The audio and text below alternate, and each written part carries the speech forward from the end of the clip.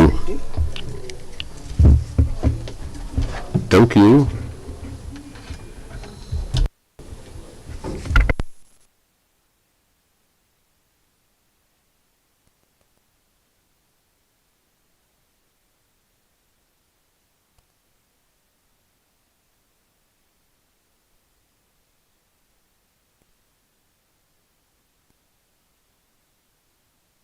We will start with the human rights situation in Africa, the human rights situation on our continent.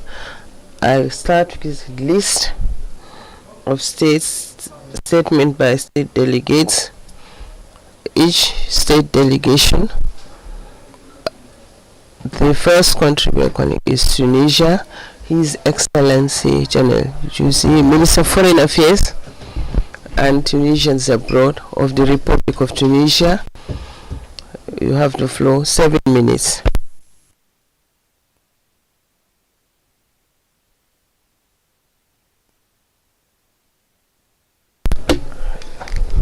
I would like to say, could you please ask the speaker to speak up? The interpreters cannot hear what he's saying. Kindly request His Excellency to speak up. The interpreters cannot hear him clearly. Could you please raise your voice, sir? The sound quality is poor.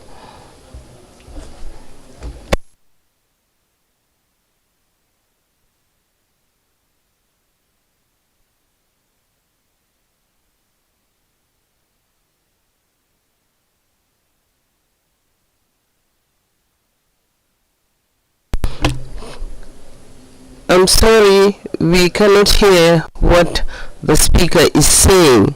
Kindly request the Honorable, His Excellency, the Conventions of the Council of Europe on the protection of children against exploitation and sexual abuse and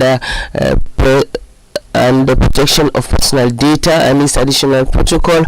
In July 2018, Tunisia published a declaration recognizing the powers and competence of African Court on Human Rights in terms of complaints from individuals, non-governmental organizations, in accordance with paragraph 6 of the protocol on the Charter on Human Rights. With regards to the legislative framework and harmonization of the laws, we need to recall the main salient actions that have happened.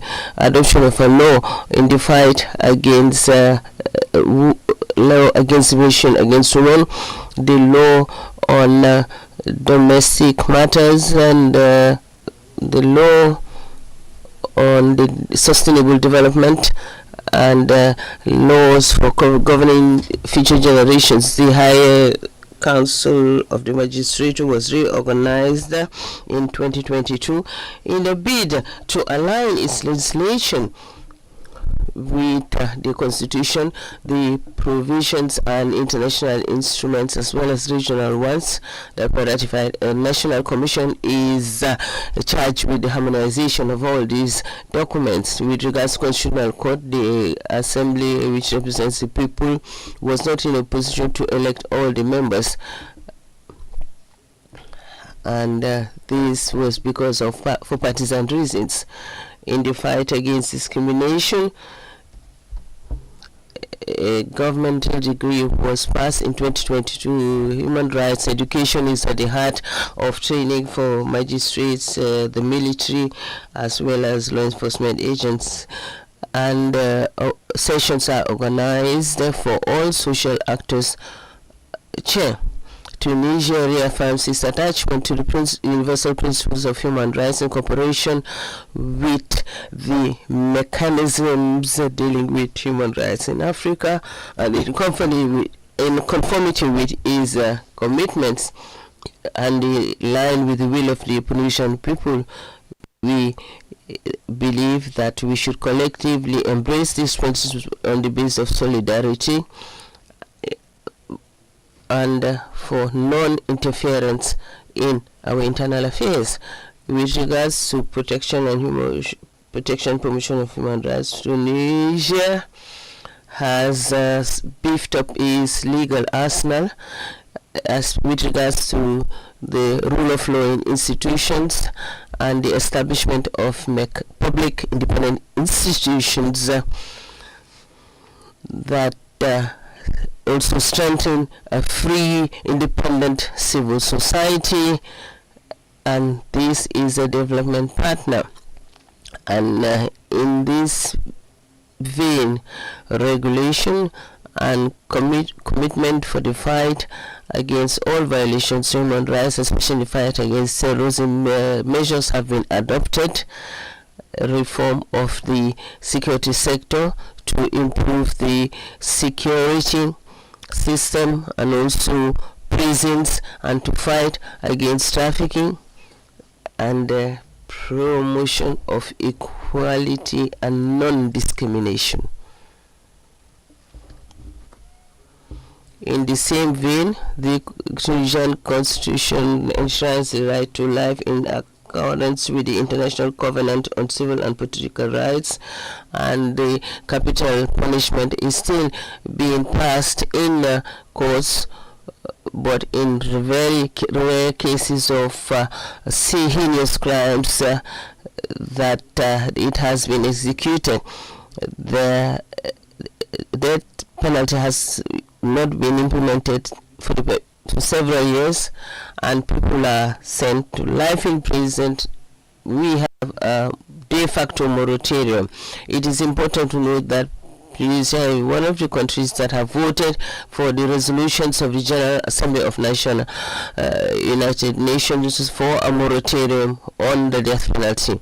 In terms of promotion of economic social rights, I would like to mention the 2023 Development Plan 2025 to be based on participatory matters, and with a good rate, Tunisia stands first in terms of sustainable development for the year 2020.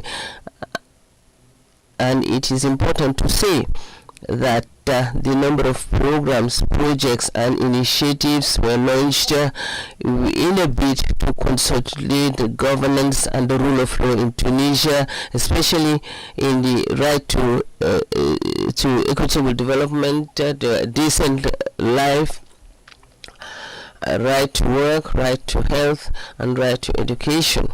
Chair, Tunisia is proud of its position in the region in the fight against racial discrimination, with the promulgation of a law in this matter and the organic law in the fight against trafficking in persons, and that relates to all forms of racial discrimination in Tunisia.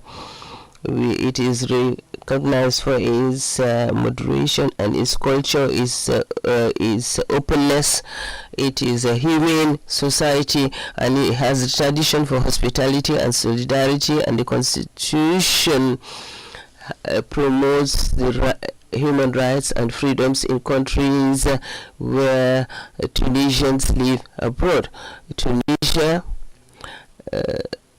does not exploit vulnerable persons in conflict zones or climate change. Tunisia is an open country, open dialogue exists, and Chair, the report of the Honorable Commissioner on the status of state of submission of reports by state parties to African Charter shows that Tunisia has a major delays in submission.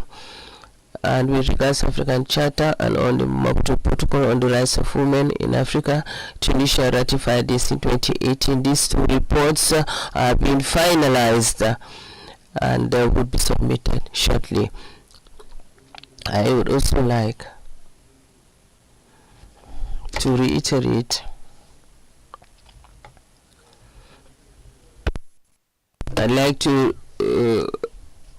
reiterate the position of Tunisia on the Palestinian issue, and to report the crimes of war, inhumane violations committed by the occupying forces against the Palestinian people who are under siege in barbarous conditions.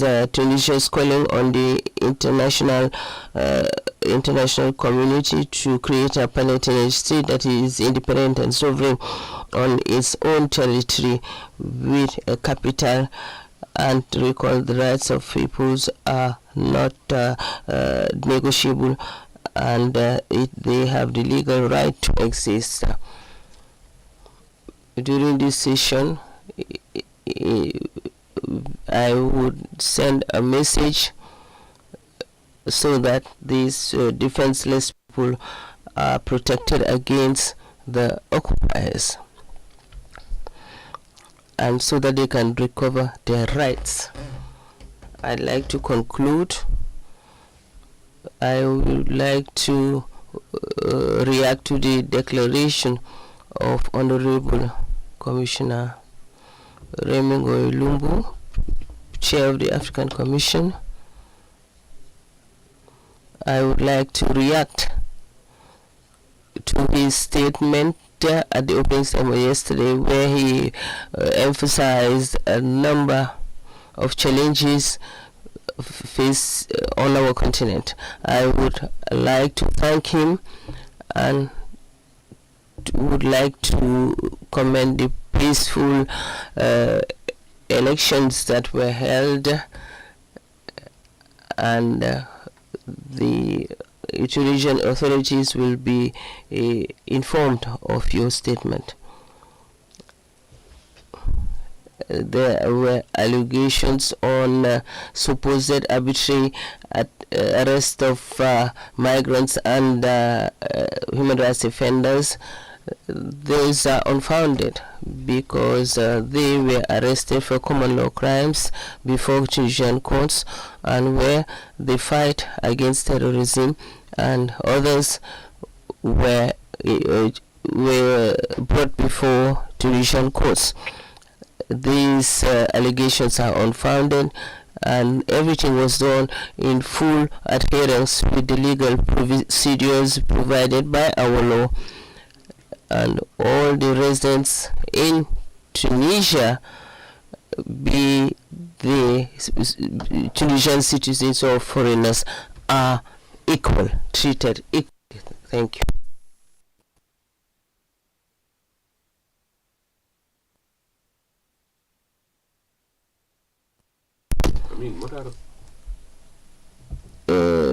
Ambassador of Tunisia had promised to mobilize a Tunisian delegation to participate in this meeting, 84th session, especially on reporting. I am happy that you plan to submit your report in the not too distant future. Zimbabwe. Honorable Mazungude, Deputy Minister of Justice. Honorable Mazungude, Zimbabwe. Is Zimbabwe here?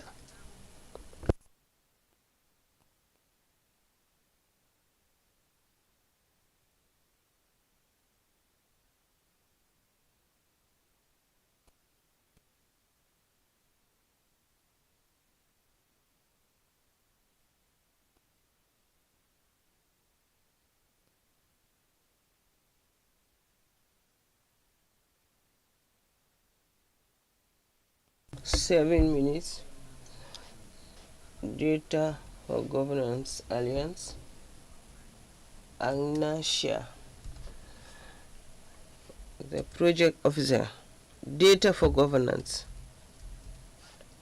Not more. 5, 8, 7 minutes. Thank you, Chair. My name is Douglas Wanja. I'm representing Data for Governance Alliance, so I'm not Nyasha. I come from Nairobi, the University of Nairobi. This is the statement that we have as Data for Governance Alliance. Allow me to read it very fast. Dear esteemed commissioners and honorable chair, it's an honor to address the African Commission on Human and People's Rights regarding the state of human rights across our continent. This presentation highlights several key areas, including fundamental freedoms, police professionalism, media freedom, and governance transparency. Additionally, we also want to highlight specific challenges observed in some of the African countries based on what the evidence from the data from Afrobarometer highlights. On freedom of speech, association, and media freedom, Honorable Chair, recent data from 39 African countries by Afrobarometer demonstrates valid levels of freedom of speech and association. And while some countries perform reasonably well with citizens reporting freedom to express opinions and join political organizations, some of African countries remain restrictive. In some countries like Eswatini, Ethiopia, and Togo, freedom of speech remains severely curtailed. Public trust in elections has also declined, dropping by 6 percentage points over the past decade. That is 81% to 75% according to the data. Furthermore, media freedom remains a concern, with interference by government limiting the press ability to report independently. While some countries maintain free press environments, restrictive practices persist in some of our member countries, further eroding accountability. Public demand for government transparency continues to grow, members, as citizens increasingly demand access to public information, including government budgets and public contracts. On police professionalism and human rights violations, honorable members, across the continent, excessive use of force by police remains a pressing concern. Our Afrobarometer data and across our various surveys, they show that multiple countries indicate that 37% of our citizens believe that police often use excessive force in managing protests. In several instances, for example, police responses to peaceful protests have been marked by violence, eroding public trust in the law enforcement, and infringing on fundamental rights. The excessive use of force, therefore, honorable members and members of this chamber, force threatens not only public safety, but also the right to peaceful assembly. And we have had a very good example of a case study of Mozambique. And we note that Mozambique exemplifies. Oh, this one? Okay. My apologies. Yeah, my apologies, members. So we note that Mozambique exemplifies the complex relationship between governance and human rights. And after years of economic growth driven by investment in natural resources, the country continues to face significant challenges, including, for example, political instabilities, governance failures, and corruption. And recent elections in October 2023, of course, were marked by quite a number of allegations, manipulations, ballot box stuffing, and intimidations. So that's just one of, and we say that Mozambique continues to struggle, and Mozambique struggles reflect broader issues across our continent, where we are saying that democracy has been on decline, governance continues to be a big challenge, and our citizens continue to be disillusioned with our public institutions. And therefore, Afrobarometer findings highlights that while our citizens still place trust in our democracy, their patience with non-performing systems may be waning. And I think we have good examples across the continent, Kenya being one of them. So governments must act swiftly to restore public confidence and improve public service delivery. And therefore, this is what we recommend. We urge member states to continue working on improving their governance structures. And the idea here is to ensure that they increase transparency, especially on budget-making processes, contracts, and also making sure that the salaries of the public officials become an issue of public domain. So we also urge member states, through using data, to continue strengthening their media freedoms. And therefore, the states must ensure that there is independence of the press operations that is free from censorship and governance of government interference.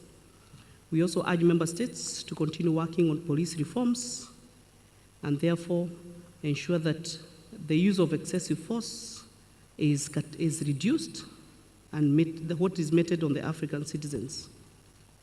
And the last recommendation, Chair, is that we urge the member states to continue addressing the electoral issues, because we've noted that electoral bodies need to be empowered across our continent to be independent so that they can ensure credible, verifiable election results that are tantamount to the will of the people.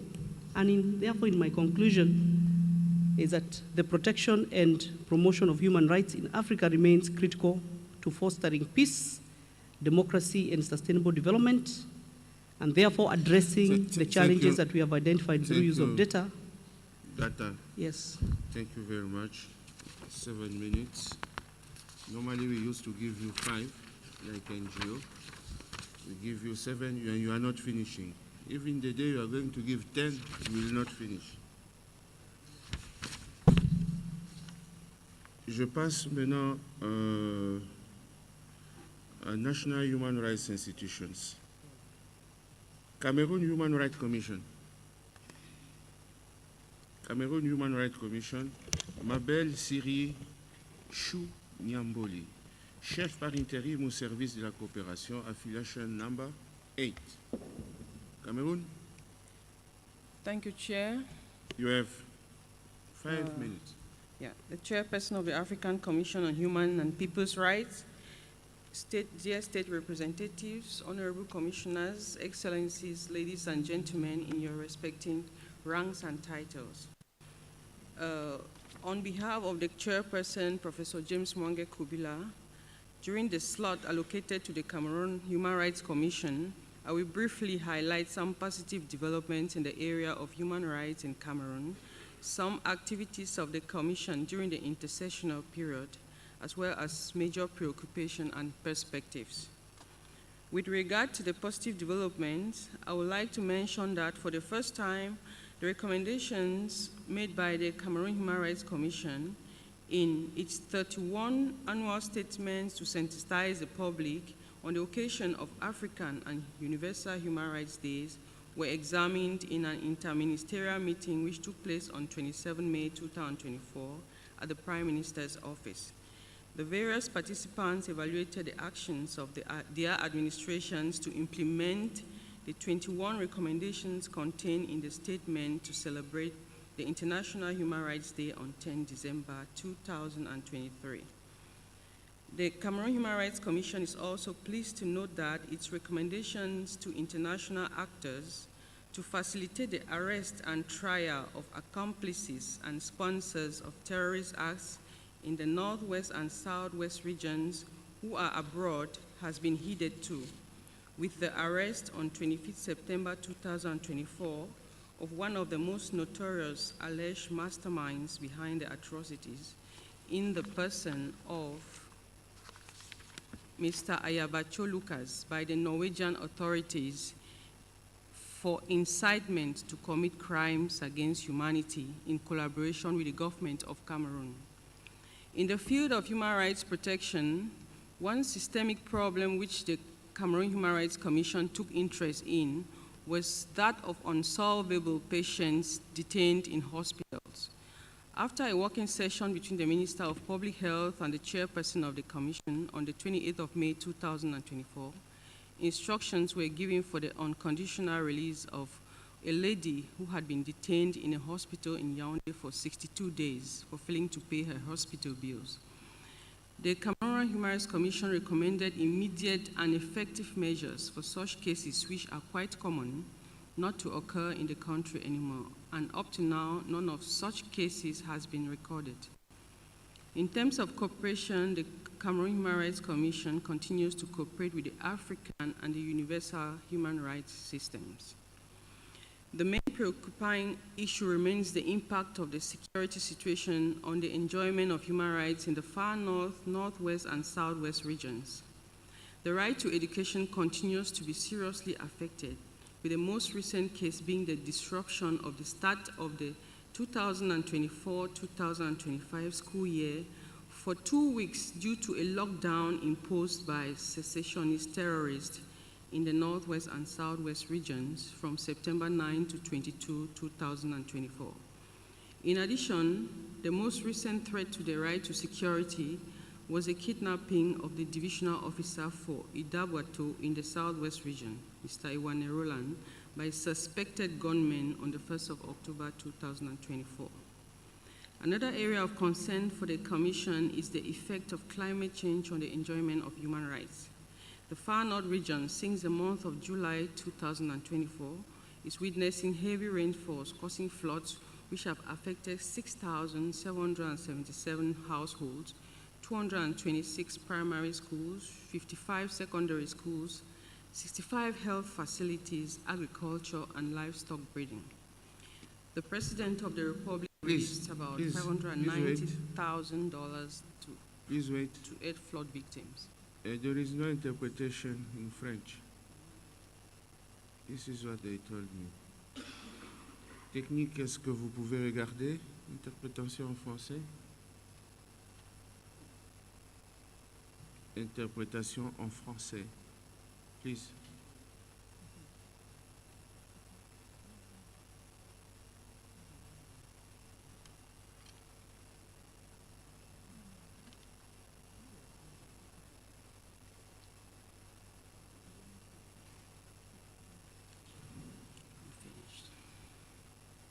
Technicien, je n'ai vu personne bouger, on ne sait même pas qui est technicien, qui...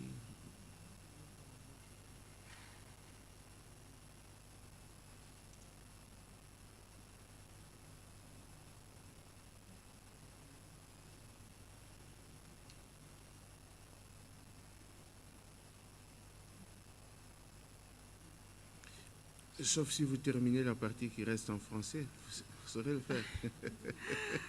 I would have loved to, Chairperson, but I don't think I will be able to do that. I'm just concluding already. No, I have stopped I've stopped? Okay. the chrono for you. And after that, I will come back to Zimbabwe. The Honorable Minister is already there. Huh? Okay. After that, I will come back to Zimbabwe.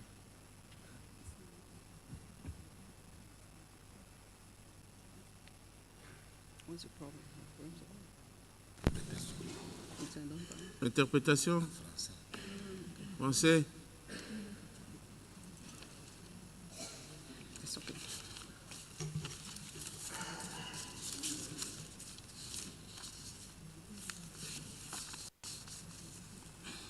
Le portugais passe.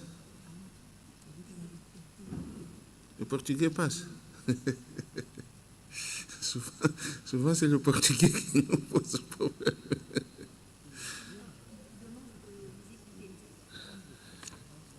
Eh oui, parce que moi maintenant j'ai grandi à la commission, j'écoute l'anglais, c'est pour ça que je n'ai pas mis.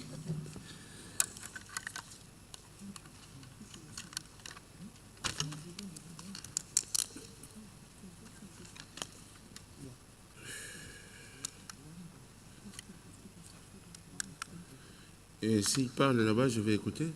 C'est combien? Le 2. Français, c'est 2. Oui, on écoute. Oui, je vous reçois.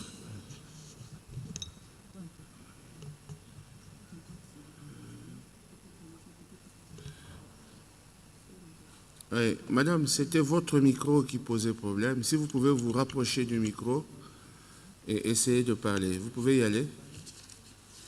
Yes, you can proceed. Okay, thank you, Chair. To round up, I was on the perspectives to say that the Cameroon Human Rights Commission has started and will actively continue to follow up the implementation of the 220 recommendations accepted by the state during the adoption of Cameroon's report after undergoing the fourth cycle of the Universal Periodic Review on 26 March 2024, which covers a wide range of human rights. And so far, of the 63 actors to which the recommendations were addressed, 19 have already informed the Commission of measures they are taking to implement these recommendations. Dear Chairperson, ladies and gentlemen, thank you for your attention. Merci beaucoup. Je suis rapporteur pays du Cameroun. Je prendrai votre note pour l'expliquer. Je vais retourner au Zimbabwe. J'appelle l'honorable Mazungunye. Now go on to Zimbabwe. I call upon Honorable Minister. Focus. Thank you so much. The chairperson of the 81st session of the African Commission on Human and People's Rights, Honorable Remy Ngoyi Lumbu, and in the interest of time, may you allow me to write on protocol read observed. The Zimbabwean delegation congratulates you, Chair, and the Commission for the excellent preparation towards hosting of the 85th session of the African Commission on Human and People's Rights. My delegation takes this opportunity to express its confidence in your leadership in steering the agenda of this session. May I also take this opportunity to extend my delegation's most sincere appreciation towards this august House for availing the Republic of Zimbabwe an opportunity to engage positive dialogue on matters of human and people's rights on the African continent. Allow me further to express our delegation's gratitude to the government and people of Gambia for the warm reception and hospitality availed to us since our arrival. Chairperson, my Zimbabwe remains committed to the promotion, protection, and the realization of human rights under the African Charter. Indeed, this session comes on the backdrop of Zimbabwe's determined efforts towards the full enjoyment and realization of human rights of its people, evidenced by submission of the combined 16th periodic report of the ACHPR and the second periodic report of the Maputo Protocol, and we are due to report during the next ordinary session in April 2025. My delegation is further pleased to report that Zimbabwe recently ratified the protocol of the African Charter on Human and People's Rights on the rights of persons with disability in Africa. The protocol to the African Charter on Human and People's Rights on the rights of citizens to social security and social protection, and also the International Convention on the Protection of Rights of all migrant workers and members of their families.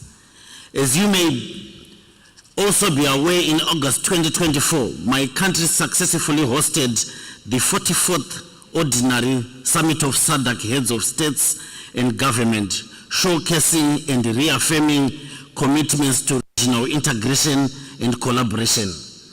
Chairperson, I'm also delighted to highlight that in 2025, Zimbabwe is due to present its country's periodic reports to the United Nations Human Rights Committee and the Committee on Economic, Social, and Cultural Rights. Chairperson, Zimbabwe's legislative agenda continues to bolster and anchor on the promotion and protection of human rights.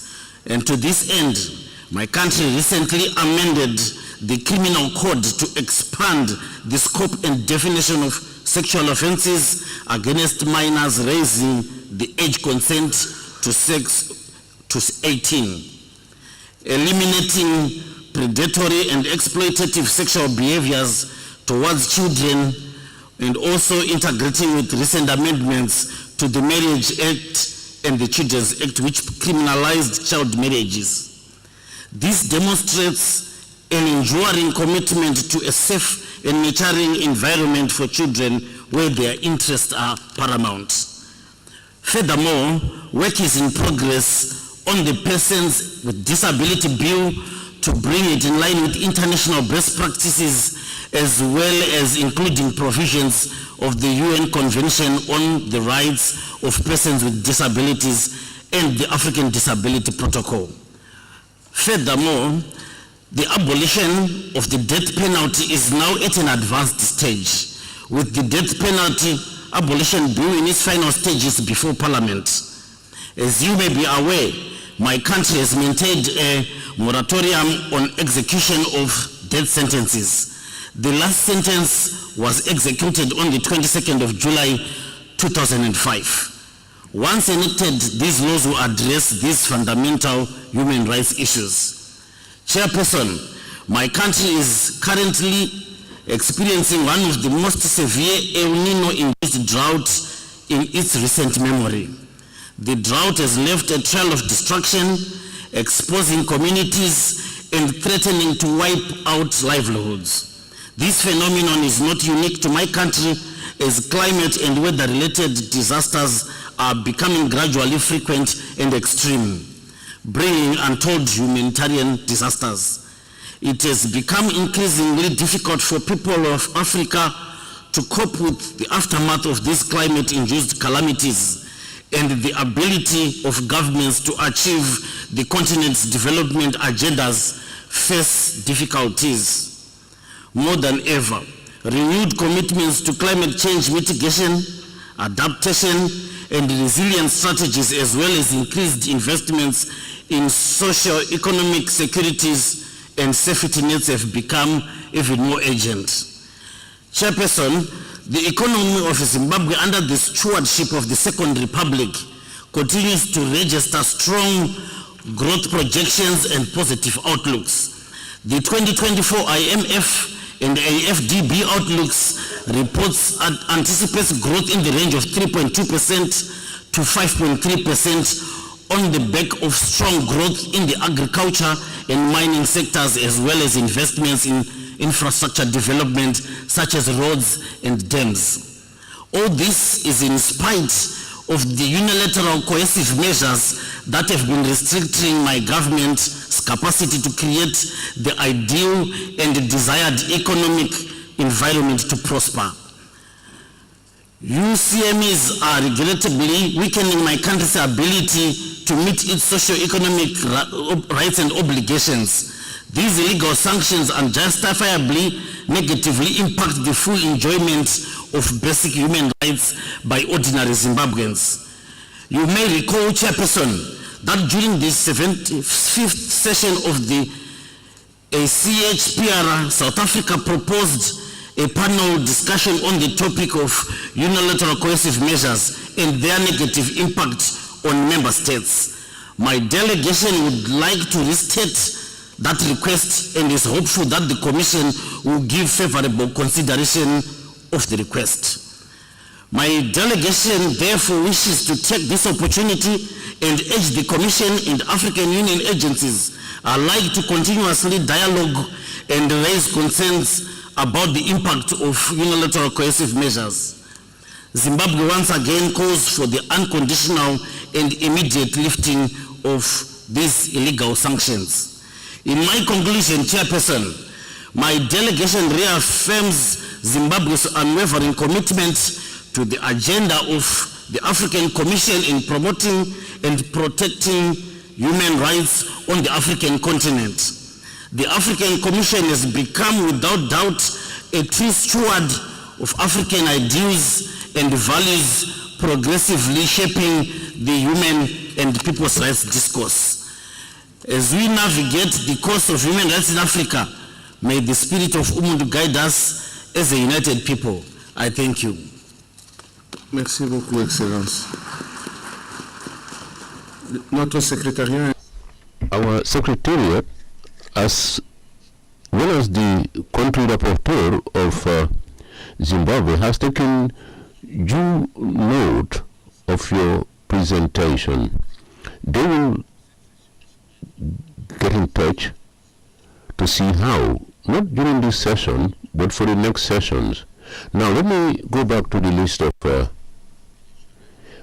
NHRIs, Malawi Human Rights Commissions. Winston Murphy Muroa, Deputy. Affiliation number 2. Yes, 5 minutes, please. Thank you very much.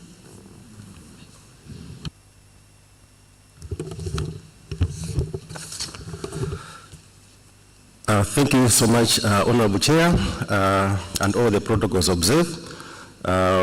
We thank you. I want to make a statement on behalf of the Chairperson of Malawi Human Rights Commission, Ms. Chikondi Chijozi. We thank you for giving us this opportunity that we can make this statement during this at the first ordinary session of African and Human and People's Rights. Malawi Human Rights Commission is established by the Constitution under Chapter 11 of the Constitution of the Republic of Malawi. The Human Rights Commission Act also provides the primary mandate for the Commission in protecting and promoting human rights and investigating all the violations in the broadest sense possible in Malawi. Additionally, the Malawi Human Rights Commission is mandated to enforce the implementation of the Gender Equality Act, and also it is also mandated further to oversee the implementation of the access to information. Therefore, I think we are pleased to share some significant progress and some issues that require the attention of Malawi government. The first one, Chair, is that there are some strides that have been made in the protection of the rights of persons with disabilities. We have seen, I think, some initiative that the government is doing. Recently, they have initiated the action plan for the protection and promotion of rights of the elder persons. We have also seen some the Malawi government continue to provide protection of the persons living with albinism, and also the children and women rights are being promoted. The Commission, Malawi Human Rights Commission has also continued to perform its functions without unhindered by the government or any other parties. There are some strides that we have also seen in the implementation of the access to information, where most government institutions are complying to the provision of access to information, which is helping the government to be open, as well as also to ensure that the service delivery is adhered. There is also notable appointments in the public institutions, where I think some both political and public institutions, Malawi government has appointed women in those critical positions. However, Chair, I want to share some of the concerns of human rights that are hindering enjoyment of human rights by many Malawians. The first one, Chair, is the public health facilities in Malawi continue to have inadequate drug supplies, lack of admission spaces, food for the patients, shortage of medical staff, and inadequate functional medical equipment. This is now compromising the right to health. The Commission continues to investigate some of the cases in the country identified to appropriately provide remedies on the action relevant to the authorities. The main prisons in Malawi continue to experience underfunding, overcrowding, lack of basic amenities to meet minimum standards for human rights habitation. In the recent monitoring by the Human Rights Commission, it was found out that many Malawi's prisons experience acute food shortages that amounted to humanitarian crisis. Most affected prisons were Zomba, Maximum Prison, Chichiri Prison, and Maola prisons, where inmates stayed for some days without food. The situation in prison is not different from the police cells, where suspects overstayed and were kept in the overcrowding cells, where provision of food and other basic social amenities is also a challenge. Malawi continues to be a source and a transit of trafficking persons. Every week, many illegal migrants, especially from the Eastern African countries, are detained by the police, while many allegedly go unchecked. These migrants experience untold human and degrading conditions, and while arrested are kept in prison. The conditions of refugees in Dzaleka camp continue to be a major human rights issue in Malawi, and therefore the review of 1989 Review Act is a positive progress, as it is expected to address some human rights violations.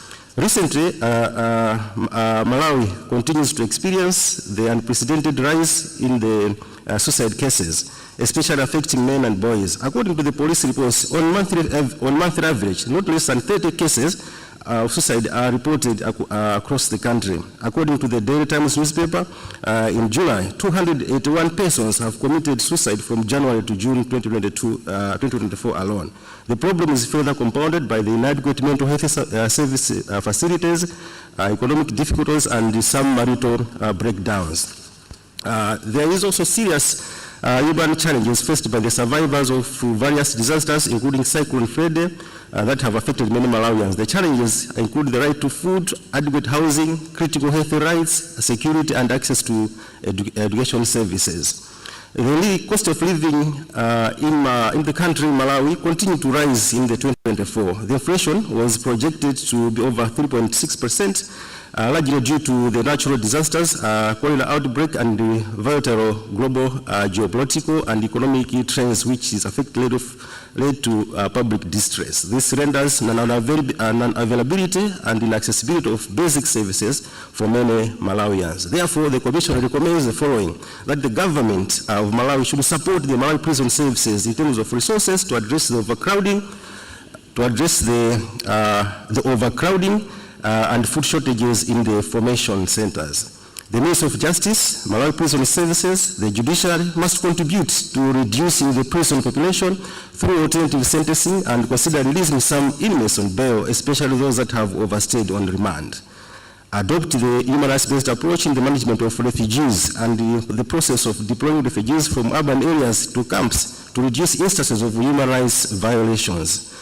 The Malawi government should fund the Law Commission to complete the review of 1989 Refugee Act, and also procure the medical equipment and the adequate stocking of essential drugs to the central medical stores and improve their availability and accessibility. The Commission recommends a medium to long-term intervention to address the structural causes of chronic food shortages, particularly in the country's most vulnerable populations, including subsistence farmers, elderly female-headed households, and others.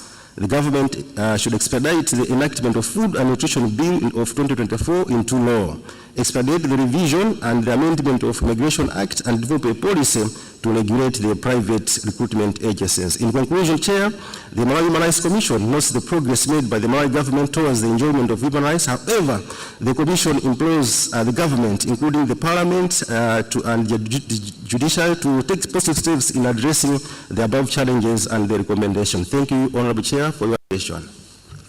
Thank you very much. Thank you very much.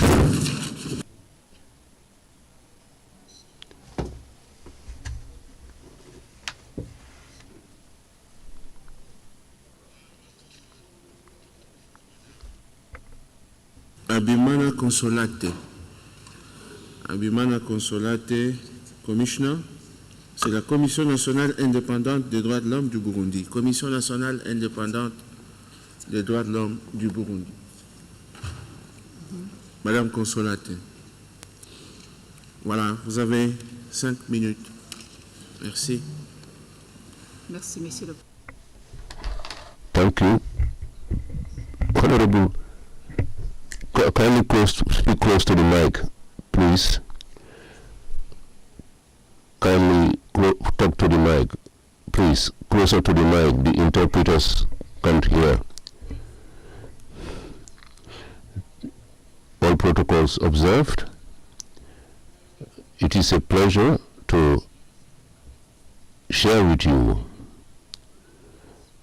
the situation in Burundi. Currently,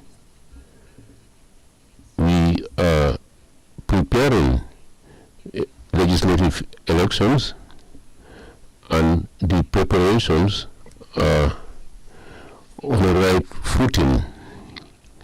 However, there are some allegations of human rights which call for the intervention of our institutions, because there are cases of arbitrary detentions. We would like to commend the mechanisms that have been put in place in state structures, including the Parliament and various ministerial departments, with a view to contributing towards the continuous improvement of human rights in Burundi.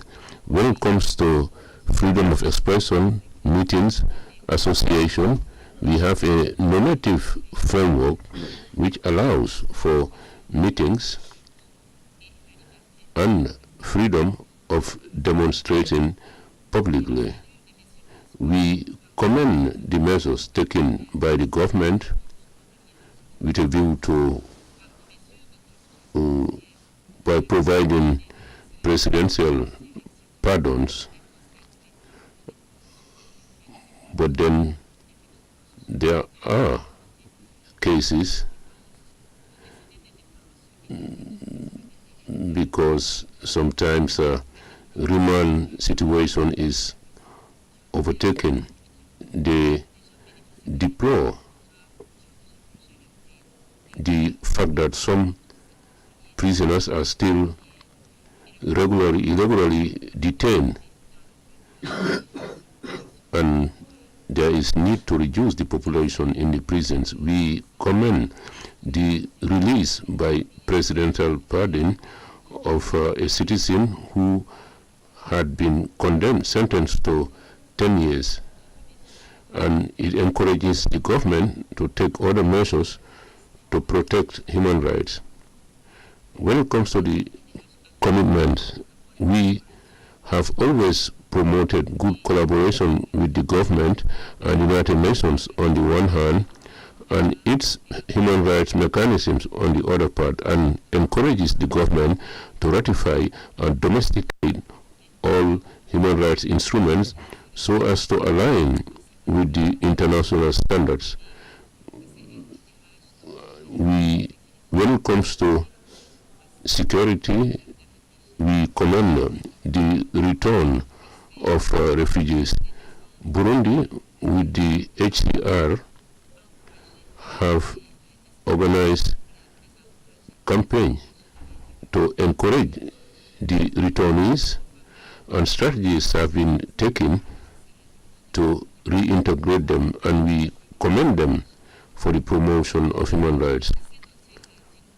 There is a national policy for social protection, and a committee, a commission, and committees at the regional level have been put in place, and we encourage the institution of legal assistance. We also encourage the government to continue initiatives for the benefit of people, of vulnerable people, including elderly people, to avail them with medical cover, and to create a platform and put in place centers to receive them, and to increase the retirement benefits. When it comes to the right to development, we have noted that Burundi is still rolling out efforts with a view to attaining SDG, and it has been put in place through the implementation of National Development Plans 2024-2027, and the idea here is to improve agricultural yield through the cooperatives, and who should benefit from the grants. Thank you. The continuation of free schooling for children of less than 5 years, and free healthcare for children of less than 5 years, and free maternal care for women. Despite these progress encountered, thank you very much, and we are racing against time.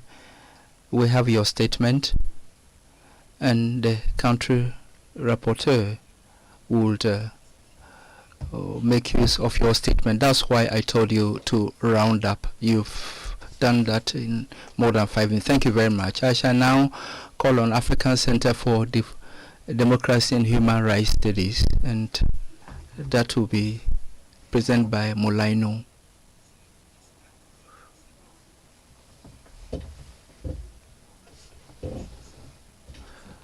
So you have a status of 403. You have 5 minutes. Fatah Musari, 5 minutes. Okay. Mr. Chairperson, Madam Executive Secretary, Honorable Commissioners, delegates, and colleagues, good morning. Founded in 1995, the Strategic Initiative for Women in the Horn of Africa is an indigenous feminist network comprising of more than 150 civil society organizations dedicated to advancing gender justice across Uganda, Sudan, South Sudan, Ethiopia, and Somali region. We welcome the opportunity to engage with the Commission on Sudan's conflict and the status of women. The scale of human suffering perpetrated by the conflict in Sudan is immense. Sudan is the world's largest crisis, with over 10 million people displaced and over half of the population, almost 26 million people, in need of food aid. Additionally, an estimated 19,000 civilians have been killed, 33,000 injured in the conflict, with hotspots of violence cutting across Khartoum, Jazeera, Sennar, and Darfur. The majority of the displaced are women and girls, and the war has been fought using women's bodies, with conflict-related sexual violence in the form of rape, forced marriage, trafficking for the purposes of sexual exploitation, and forced prostitution. A vast majority of these cases are attributed to the RSF. However, the Sudanese Armed Forces is not blameless and also responsible for some of the cases. CRSV has been used to terrorize local population and force mass displacement with few options for justice and accountability, and access to medical care for survivors. In some instances, such as in Jazeera State, the use of gang rape highlights the systemic use as part of the concerted campaign and not just an action of an individual soldier. Moreover, C has consistently reported ethnically driven cases of sexual violence directed at women and girls of the Masalit and other African identified tribes in the Darfur region. Since the outbreak of the conflict on April 15, 2023, C has documented approximately 251 cases of conflict-related sexual violence and 161 cases of enforced disappearance, respectively, contravening several articles of the African Charter on Human and People's Rights, specifically Article 4 and Article 18. With Sudan being a state party, this is an indirect contravention of obligations under the Charter. And also the soft law instrument developed by the ACPHR, particularly the 2022 guidelines on protection of all persons with enforced disappearance in Africa. Sudan is yet to ratify the Maputo Protocol and should be called to do so. It is noteworthy to mention that the Independent International Fact-Finding Mission for Sudan has flagged reasonable grounds to believe that the current degree of CRSV has ascended to the level of war crimes and crimes against humanity. Additionally, we believe that the actual number of women impacted by the CRSV is much larger owing to the blockages in reporting and stigma and intimidation of reporting rape in the police station. The snapshot above demonstrates how severely women have borne the brunt of suffering and violence in Sudan. Several instances of unwanted pregnancies have been documented, having devastating impacts on the life of survivors and children. With Sudan already categorized as a post-conflict setting before the current hostilities, social care structures were already lacking in funding to provide care to children, and this has only worsened. The Commission has stood strongly in support of Sudanese women and the establishment of peaceful democratic states before. We note the Commission's previous acknowledgement of the great situation in Sudan. We applaud the establishment of the Joint Fact-Finding Mission for Sudan with Resolution 590, and therefore make the following recommendations. To commence investigation under the establishment of the Joint Fact-Finding Mission on Sudan under Resolution 590, continue its focus on conflict resolution, sexual violence within the fact-finding mission on Sudan, and for the findings of the investigation to be to be published on a clear and established timeline. We strongly condemn the instances of CRSV and enforced disappearance which remain rampant in Sudan. Lobby for the signature and ratification of the Maputo Protocol in strengthening the commitment to safeguarding the rights of women.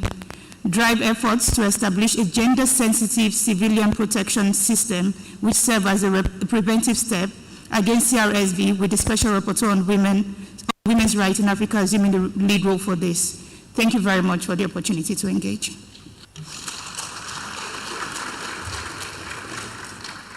Merci beaucoup, Madame Fatsa Badmous, for presenting the report on the situation in Sudan. Commissioner Deso and Commissioner Hatem are following the Sudanese situation. The Commission is monitoring the issue. I call on African Center for Human Rights.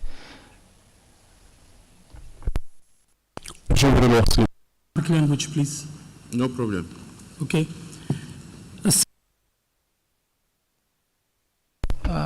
Chair of the African Commission on Human and People's Rights and commissioners, invited guests, as we commemorate the 25th anniversary, and despite the successes that we've chalked in several areas, including economic and cultural and political and social rights, it's regrettable to note that a lot of countries are facing a lot of challenges and are witnessing also human rights violations in several countries. In several African countries, we've noted threats against human rights defenders and against the population.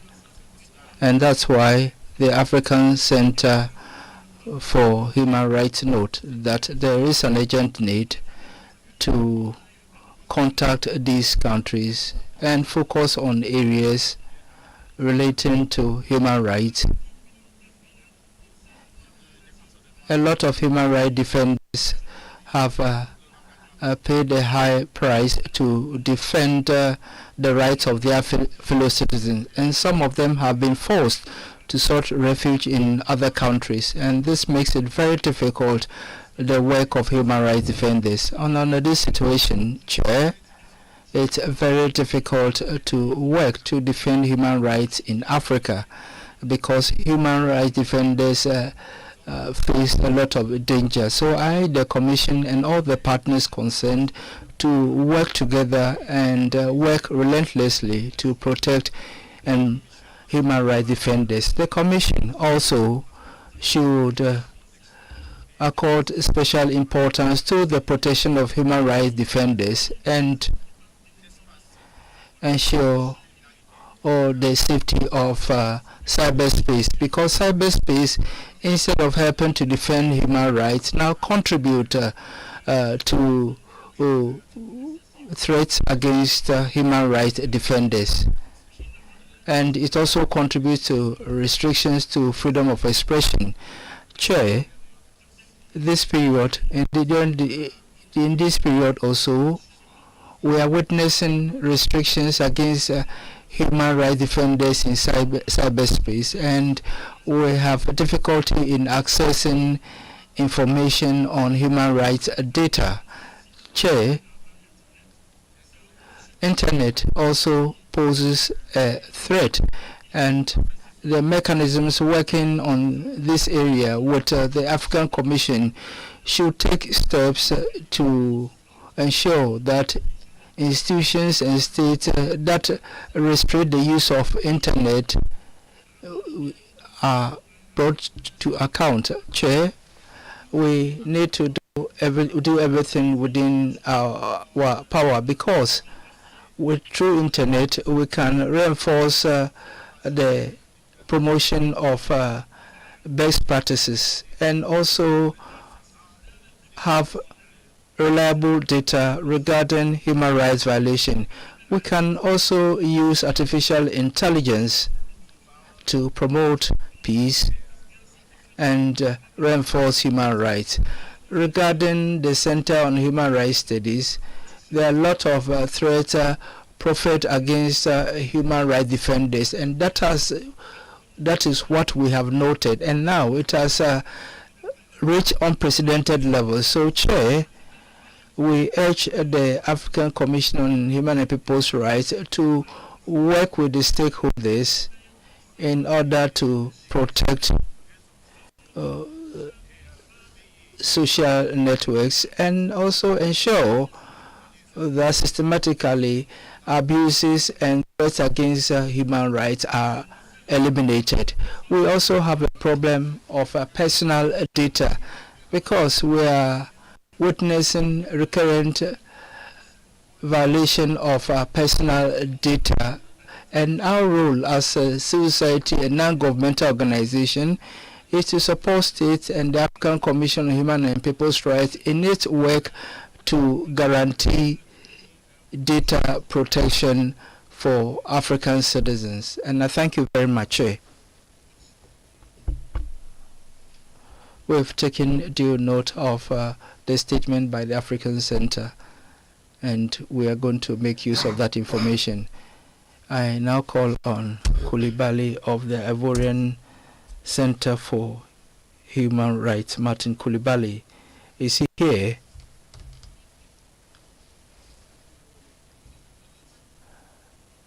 Are you? Yeah. Vous lisez au nom de Marthe? Pardon? Are you reading on behalf of? Yes, I am reading on behalf of the Ivorian Coalition of Human Rights Defenders. Okay, so. Thank you. Thank you, Honorable Chair of the African Commission on Human and People's Rights, Honorable Commissioners, and distinguished delegates. I am delivering this statement on behalf of the Ivorian Coalition of Human Rights Defenders and the Global Forum of Communities Discriminated on Work and Descent, also known as the CDWD, to address the present issues and deeply concerning issue that continues to block our societies.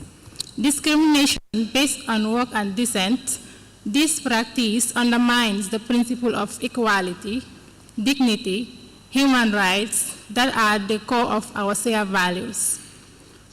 We cannot ignore the discrimination faced by individuals in various communities across Africa.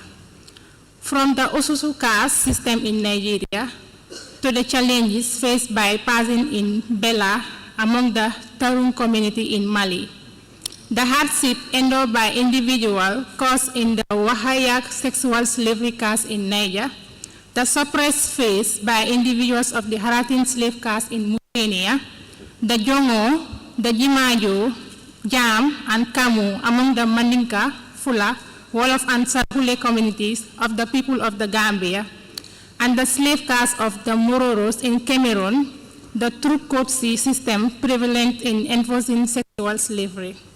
These cases reflect a troubling pattern where individuals are marginalized, subjected to oppression, and stripped of their humanity solely based on their lineage, descent, and occupation.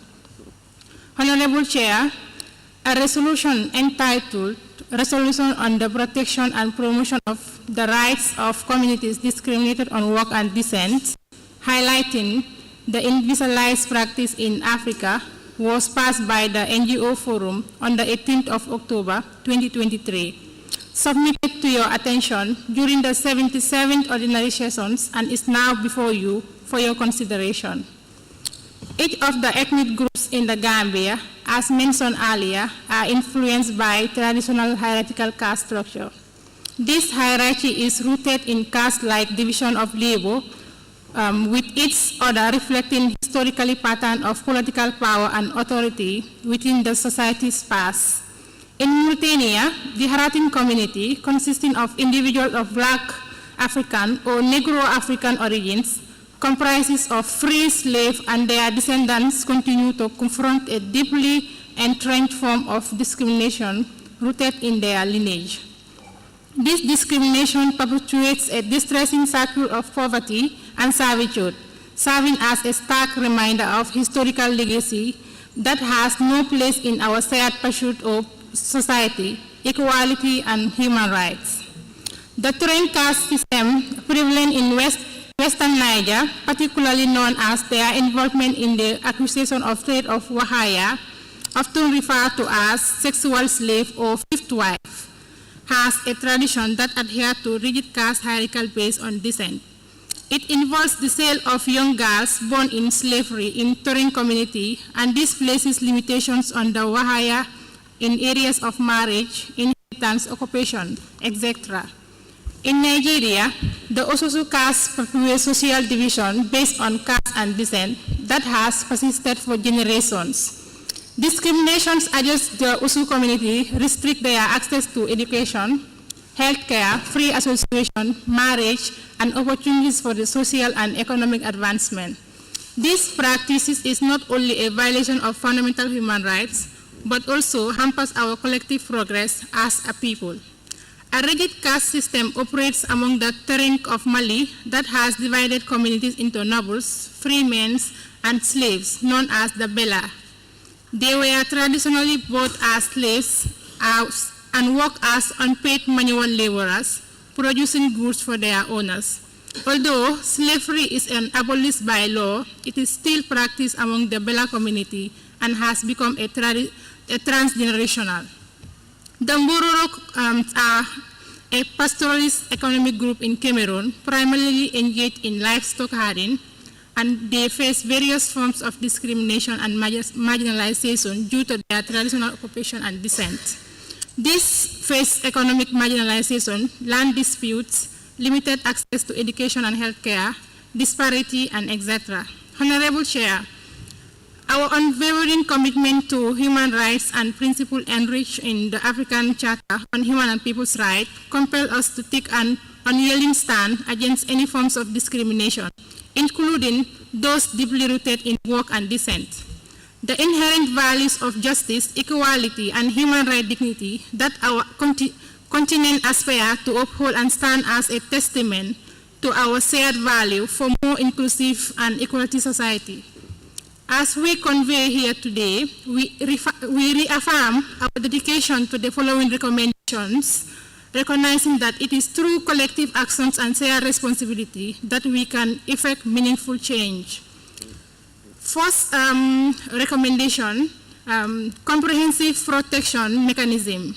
Beyond merely establishing protection mechanism for specific marginalized group, we must recognize and address the broader issues of discrimination based on work and descent. Concluez, s'il vous plaît. Concluez. Mot final. Thank you. Merci beaucoup. Association pour le progrès et la défense des... Association for the Progress and Defense of the Rights of Women, Ms. Bintu Kulibalu. Thank you, Chair. Honorable Chairperson of the African Commission on Human and People's Rights, Honorable Commissioners, distinguished delegates, dear participants, ladies and gentlemen, all protocols observed. The Association for the Progress and Defense of the Rights of Women, in partnership with the Center for Assistance and the Promotion of Rights, would like to share its deep concerns regarding gender-based violence. Chair and dear commissioners, I want to draw your attention to the prevalence of gender-based violence in Mali, which is a tragic reality for women and girls who face violence in various forms, especially rape, sexual attacks, early marriage and forced marriage, and denial of access to essential resources. These forms of violence have been exacerbated by the security crisis experienced by Mali since 2012. According to recent data, 46% of Malian women between 15 and 49 have faced physical or sexual violence, and more than 54% of women from 20 to 24 were married before 18, and about 86% of women between 18 and 49 have faced FGM in Mali. Despite the commitment of Malian state to comply with the regional and international conventions, especially the Maputo Protocol, SGB is committed without effective response from the state and against the backdrop of social practices which trivialize these violations of the rights of women. This creates a climate of impunity and increases the vulnerability of women, especially within the security context faced by Mali, and due to lack of absence of protection of victims and witnesses, stigmatization and the fear of reprisals obstruct access to justice by survivors of sexual and gender-based violence. Ms. Chair, dear communities, on 11th May 2018, regarding the procedure introduced by our organization at the Human Rights Institute and Development in Africa, the African Court on Human and People's Rights ordered Mali to review its family code in order to enable it to comply with international laws on the protection of the rights of women, especially the Maputo Protocol regarding the age of marriage of young girls, which is 16 in Mali instead of 18. The court also directed that measures should be put in place to sensitize and educate the population on the provisions of the legal instruments for the protection of the rights of women, as well as their implementation. Unfortunately, the state has not yet enforced this judgment to date.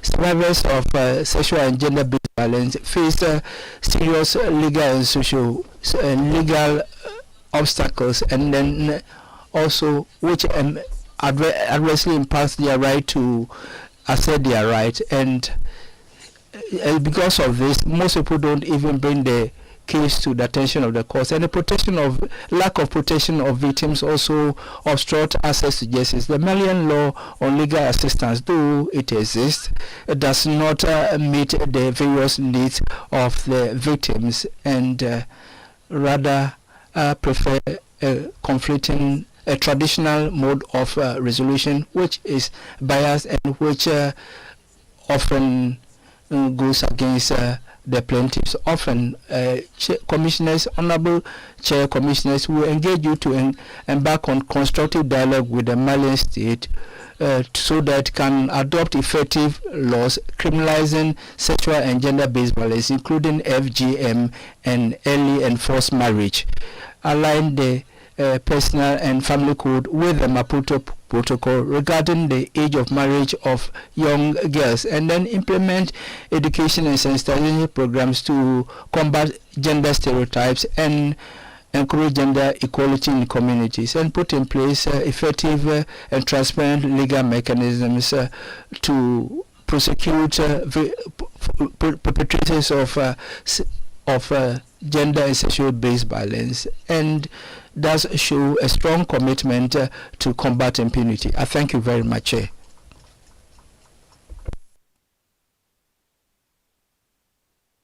Thank you, Madam Coulibaly. I've taken note of your report on Mali, and we shall make use of that. I call on Amnesty International Status of the Status number 1. Mr. Jaffe, you have the floor. Thank you. Impunity is a key factor and driver of cycles of violence in Sudan, and any long-term solution in the country must center accountability for grave violations and abuses. In this context, Amnesty International welcomes the recent decision of the African Commission to undertake a joint fact-finding mission to Sudan. We believe that the joint fact-finding mission will play a crucial role in supporting accountability and truth and justice for the victims. The 3-month timeframe granted to the joint fact-finding mission is soon lapsing, but the envisaged on-site and remote investigations are yet to commence. Since August, when the Commission adopted the resolution on the joint fact-finding mission, the humanitarian crisis and the horrific toll of the conflict is having on civilians across the country has further worsened. We urge the African Commission to move with speed to operationalize and dispatch the joint fact-finding mission. We also urge all parties to the conflict to cooperate with the joint fact-finding mission with a view to ending violations of human rights and humanitarian law and promoting accountability. Honorable Chairperson, over 19,000 people have been killed since April 2023, and over 10 million people have been displaced from their homes, making Sudan the largest internal displacement crisis globally. Over 2.1 million people have fled Sudan and crossed borders to neighboring countries where they live in dire conditions. The conflict in Sudan is being fueled by an almost unimpeded supply of weapons by states and corporate actors around the world. Despite the United Nations Security Council arms embargo, which has been in place for 2 decades, our recent research has demonstrated that recently manufactured weapons and military equipment from Russia, China, Turkey, and the United Arab Emirates are being imported in large quantities into Sudan and then diverted into Darfur. Weapons and ammunition are also being smuggled into the country directly through Darfur. All parties to the conflict are using a wide array of arms to commit serious violations of international human rights and humanitarian law, in some instances amounting to war crimes and crimes against humanity. In this regard, we urge all states and businesses to stop fanning the flames by immediately seizing supplies of all arms and ammunition to Sudan. We also ask the African Union, including the AU Peace and Security Council, to work with other African states and the UN Security Council to expand the arms embargo that currently applies to Darfur to the rest of Sudan. Lastly, Honorable Chairperson, we call on parties to the conflict in Sudan, including the Sudan Armed Forces and the Rapid Support Forces, to protect civilians by ending all attacks on civilians and civilian infrastructure, and by ensuring unhindered and immediate humanitarian access for those who need it.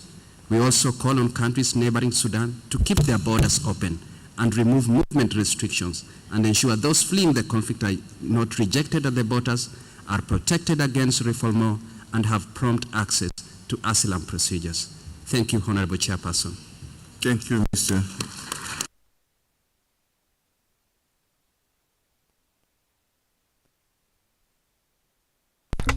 Centre d'information and training for human rights in Africa, MONICDA, observer status 505.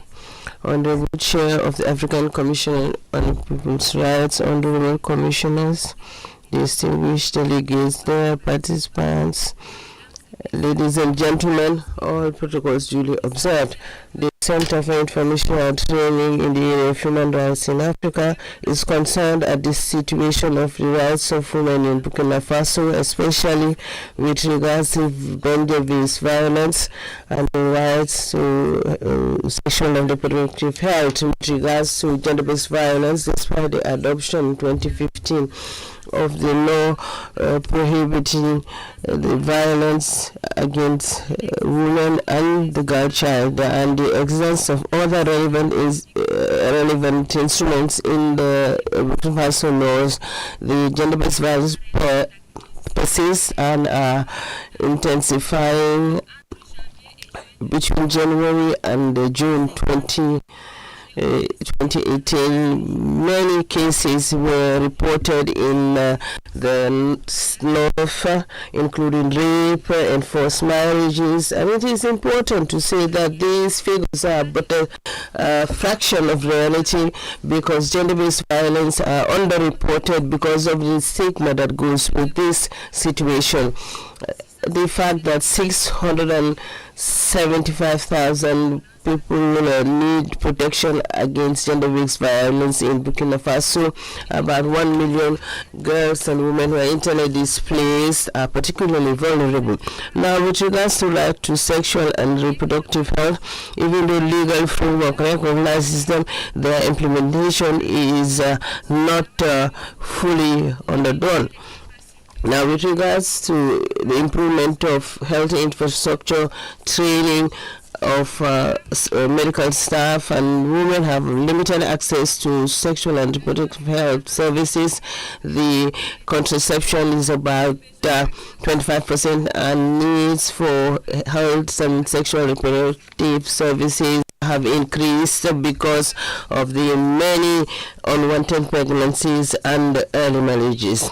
In 2020, the health facilities registered over 1,000 cases of abortions, unsafe abortions that imperil the lives of women. And this is mainly due to the administrative obstacles that limit the practice of medical abortion provided by the law in accordance with the Maputo Protocol. Even though the periodic report of Burkina Faso will be examined during this 81st session, we'd like to make the following recommendations to implement effectively its responsibilities for the protection of girls and women against gender-based violence, put in place a rapid and efficient system for psychosocial and medical protection of survivors of gender-based violence, carry out in-depth investigations on cases and punish perpetrators, allocate sufficient resources to guarantee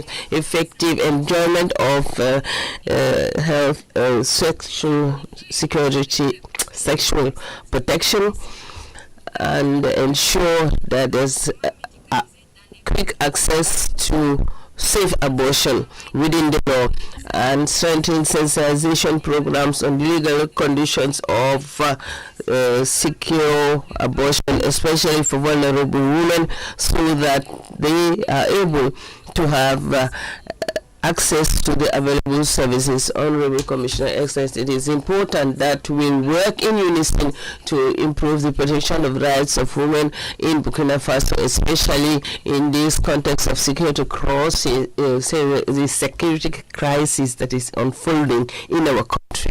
I thank you for your kind attention. Thank you.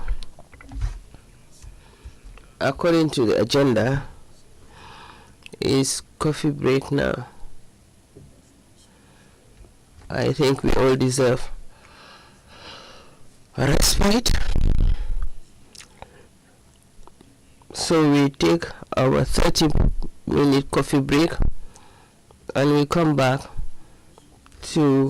with our program. Madam STC.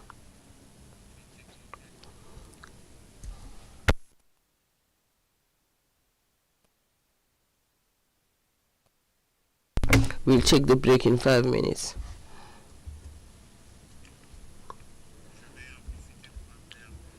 Let me call an organization, Consortium of Human Rights, Ethiopian Human Rights Organizations. 5 minutes. All the commissioners, delegates of human rights institutions and civil society organizations. I am representing the Consortium of Ethiopian Human Rights Organizations, and I want to reiterate the current human rights situation in Ethiopia, specifically the challenges human rights defenders are facing, the civic space situation, and the protracted displacement because of mainly conflict and natural disasters. That I want to give specific recommendations, especially on the situation of internal displacements. Honorable Commissioner, as you know, following the 2018 reform in Ethiopia, the civic space has been showing a lot of progresses, and now the civil societies are operating, and we had operational and financial freedoms. Unfortunately, following the war in the north and still an active war in Amhara and Oromia and other parts of the country, as you have highlighted already yesterday, we are very much concerned that human rights defenders, civil society actors, media professionals and members of the opposition are facing a lot of challenge because of the regressions and the political situation getting very challenging. It has also caused protracted displacement in the country, and right now we have more than 3.4 million IDPs in the country, and the humanitarian assistance, the process of returning and reintegration are still very much challenging, and especially the killing of civilians is increasing from time to time. Honorable Commissioner, we know the Commission did commendable work in terms of bringing sustainable peace, and after the signing of the Pretoria Agreement, the war in the north has been ceased despite the humanitarian situation, and the displacement situation still is continuing, and a lot of people are suffering because of the small support that they get. So my recommendation, Honorable, on the situation of IDP is that despite the government of Ethiopia adopted the Kampala Convention in 2020, still the domestication, the full domestication of the convention is yet there, and the government also made reservations, which we believe is a very important element of the convention, and we urge the government of Ethiopia to adopt a comprehensive legal framework on the protection and assistance of IDPs in line with the Kampala Convention. We also call on the government of Ethiopia to ensure meaningful participation of IDPs in political processes, specifically in the national dialogue, transitional justice, and electoral processes meaningfully. And very importantly, at the theme of the year is on education. We also call on the government of Ethiopia that schools are open and that IDPs, and especially children in the IDP situations, should get access to formal education.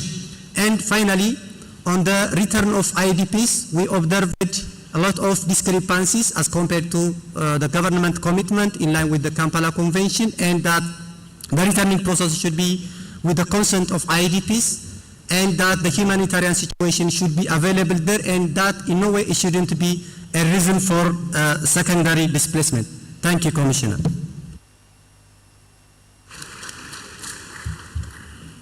Merci beaucoup, Monsieur Meshoudreta. Nous allons donc prendre une pause. 30 minutes. And after 30 minutes, I'll come back to the room to call the other organizations. I request Madam Melanie Kombati, who was added onto the list, Melanie Kombati of the Rezo West African for RADO of Central Africa, to be prepared. So when we come back, I will invite RADO Central Africa to take the floor. Thank you. 30-minute break.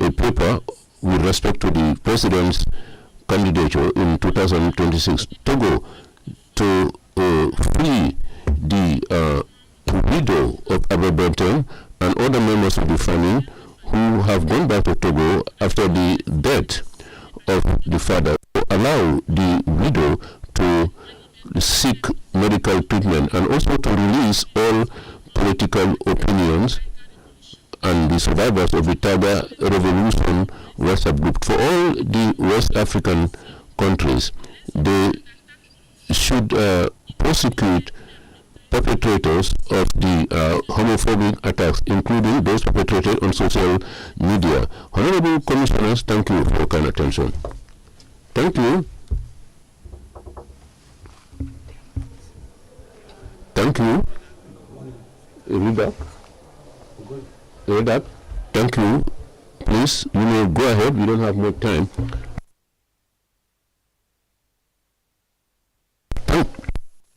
Thank you, Chair.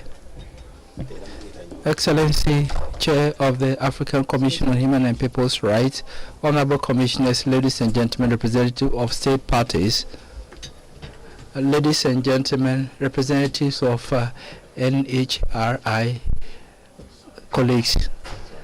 We would like to thank the Commission for the successful organization of the 81st Ordinary Session.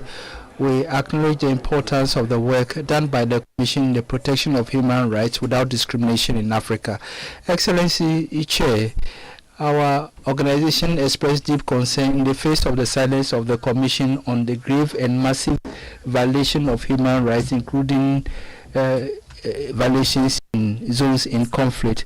More than 120 schools have been burnt and about 600 civilians, including 20 women arrested and some arrested without a warrant, including 1,600 persons who also 1.6 million people who face food insecurity. In this environment of uncertainty, we request the Commission to adopt a resolution for a joint mission of the African Commission on Peace and Commission on Human and People's Rights and the Peace and Security Council for a mission to Cameroon. And we also condemn the attacks against women and reprisals against people in Central Africa. We also welcome the abolition of death penalty in the DRC, and also condemn the attacks against civilians in the region, homophobia attacks, shrinking of civic space, and attacks against civilians and violation of fundamental freedoms. Chair, we remain concerned about number of increasing number of political prisoners in Chad, Cameroon, and Gabon, and as well as online and offline harassment. And we also deplore the lack of political will by some state parties to implement the African Charter and other relevant instruments such as the guidelines of the African Commission on Freedom of Association in Africa, the African Charter on Democracy, Elections and Good Governance, the guiding principles on human rights and peoples in the fight against terrorism in Africa, and the directive for fair trial and legal assistance. Excellency Chair, in the light of this situation, we recommend to the Commission to adopt specific resolution on 2025 elections in Cameroon and on the security situation in the northwest and the southwest of Cameroon. A resolution demanding Democratic Republic of Congo to abolish, to reinstate the moratorium on death penalty, and call on Cameroon to release all political prisoners, including Jose Fogi, Ms. Zambo Wasum, and journalists, as well as human rights defenders, innocent persons arrested in the Anglophone region, including Mr. Stam Remo, Denis Wato, Raymond Mwandate of the Cameroon Alternative, accused of treason and homosexuality. In Chad, we call for the release of all political prisoners, including Mr. Diallo, and open investigation so that those who assassinated Mr. Diallo and some of his members of his family, including their mother, account for their action. The government, we call on the government of the CIR to end attacks against human rights defenders, especially the lawyer condemned to prison term for, and we call on the government, we also urge you to call on the government of DRC to end attacks against journalists and the law which criminalizes activities of journalists, as well as and also open investigation to judge those responsible for the assassination of journalist Kolumba and Mulagazu Agamungu, Terence Walaya, and Shah Adamite. All this, we also call on all the states of Central African region to ensure that civilians, irrespective of their crimes, should be are judged before a civil court which complies with all the laws, and not before a military tribunal, to strictly comply with the African Charter on Governance, Democracy, and to effectively combat online and offline hate speech. And finally, call on the Human Rights Commission of Cameroon to play its role in protecting human rights defenders by urging Parliament to adopt the law on the protection of human rights defenders. Thank you. Thank you very much, Network. For the other NGOs, we will continue after the panel. And that will be Lawyers Without Borders and others, RFAD, which has been on the list for a long time. And please contact the Secretary so that you are included in the additional list. So I shall now request you to listen to the panel scheduled to take place at this time, and this is the panel relating to the entry into force of the protocol on persons with disability in Africa, as well as the sensitization on the protocol relating to the aged in Africa. These two protocols are under the responsibility of the Honorable Commissioner Marie-Louise Abomo, and I shall request her to take the floor to lead us in this debate. And I insist that it should be done in an hour, and thereafter we'll have another panel on Mendes Principle, and then I shall then revert to NGOs, Lawyers Without Borders, and others who are expected to take the floor today. Honorable Commissioner Marie-Louise Abomo,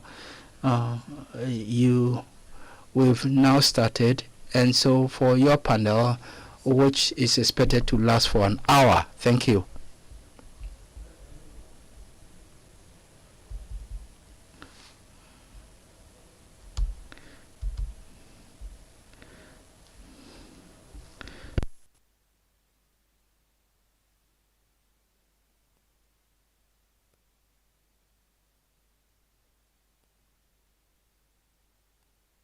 So I shall request Louise Abomo and Commissioner Louise Abomo and Bruno to open the mic so that we start our panel.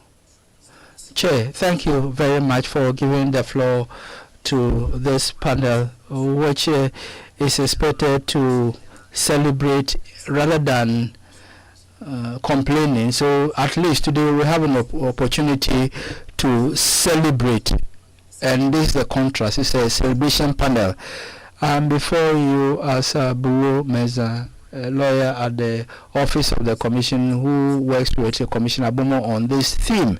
And as you've seen on the agenda, this panel is on the rights of entry of persons with disability, which entered into force on 23rd May following the last ratification received from Congo Brazzaville. So this is a panel which seeks to carry out sensitization for the other protocol on older persons, but we are happy to note that this protocol received its 15th ratification instrument, and according to the information from the Office of Legal Counsel of the African Union, who received the instruments, that is the international instrument. The 15th instrument was submitted by the Federal Republic of Nigeria on 7th October. So the entry into force of the protocol is scheduled for 6th November. Having said this, we would have a joint double celebration, even though the order hasn't entered into force, as expected to enter into force on the 6th. On the panel, we have Commissioner Abomo, whom you all know, and who is the chair of the working group on the rights of persons with disability and other persons in Africa. It's one of the special mechanisms of the Commission to established by Resolution 143, which defines its objectives and missions. One of the missions is to involves preparing and proposing for adoption by the African Union the true protocols to the Charter, which has been done. And now, what it needs to do now is to ensure that the protocol enters in first and we start with implementation. So we are at this stage, and the commissioner who assumed the mandate since 2021 has been working tirelessly to deliver on the special mission entrusted to it by the commission. We also have Mr. Fuku Saman, who is an official of the African Union. He is the principal officer in charge of social welfare, and it's been years that we've been working together with him, and I'm happy to have him here. Mr. Fuku, thanks for coming here, because the entry into force of the protocol forms part of one of your professional objectives as the African Union. So it's part of the most happy people here, even though it's the commissioner who is the happiest.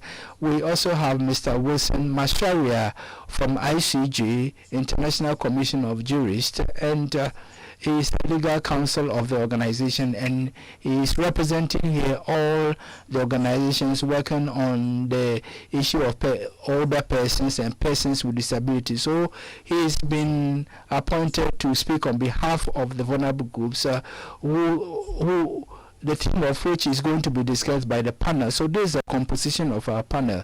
We would have loved to have Democratic Republic of Congo, which is the 15th state which submitted its ratification instrument. But for technical reasons, they are not here. So having said it, I want to propose to any of the states which is present here and which has ratified and submitted its instrument of ratification to have the privilege, and that is outside the exchange that will have the participants, so that we will call on that state to later brief us as to why they had the ratification. And so, chair of the working group, with your kind permission, I will now give you the floor to make your presentation.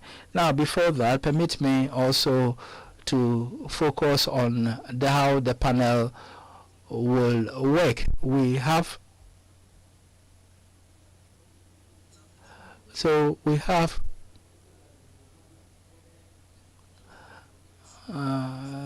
proposal of the focal person, Ambassador Aminata Sesuma, who is the commissioner in charge of health of the Department of Health, Humanitarian and Social Affairs of the African Union Commission. So I introduced him, so he will speak on behalf of her.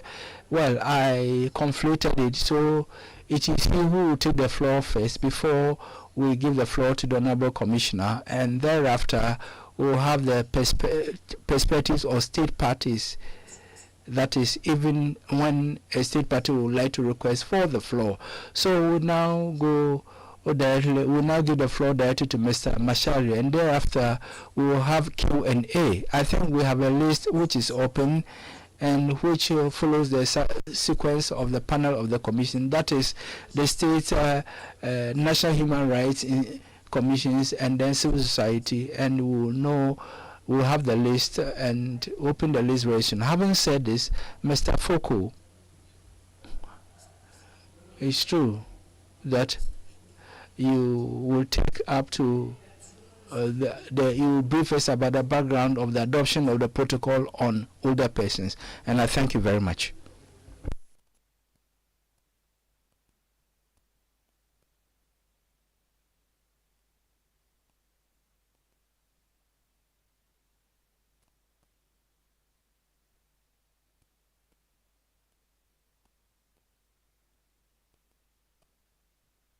Sante, the Department of Social Affairs. And within the division that deals with drug control, crime prevention, and social welfare, my unit, my focal point for disability rights in Africa, aging rights in Africa, social protection, social policy, and the family in Africa.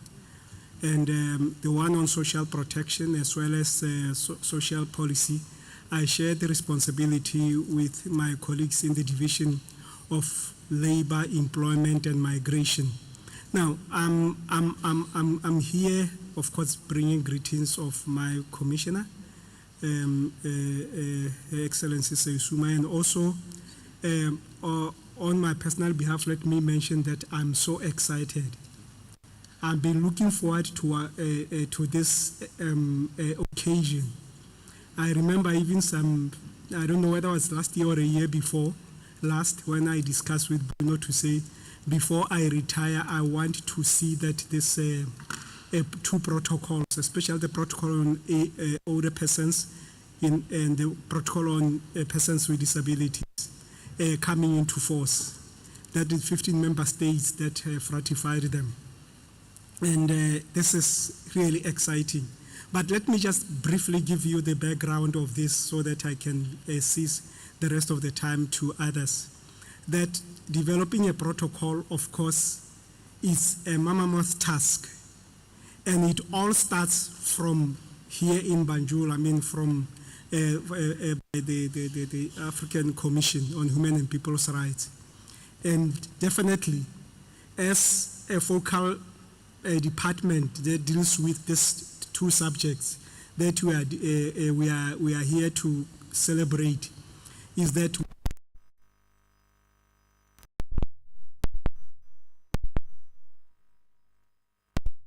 even actually write a thesis, a PhD thesis on the evolution of the protocol on disability. I always tell people that when it was initiated from the beginning, I was not yet born. And by not yet born, I was not yet part of the African Union Secretariat family.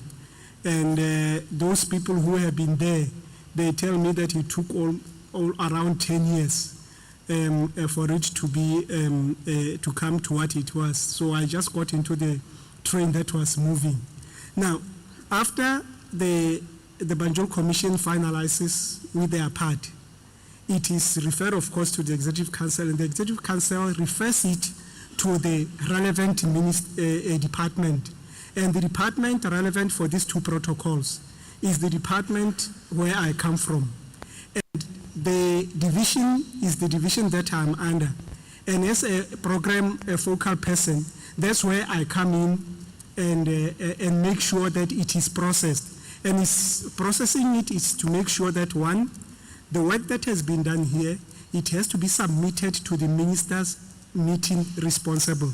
And the ministers' meeting that was responsible for the one for older persons, that time was the Conference of Ministers of Social Development.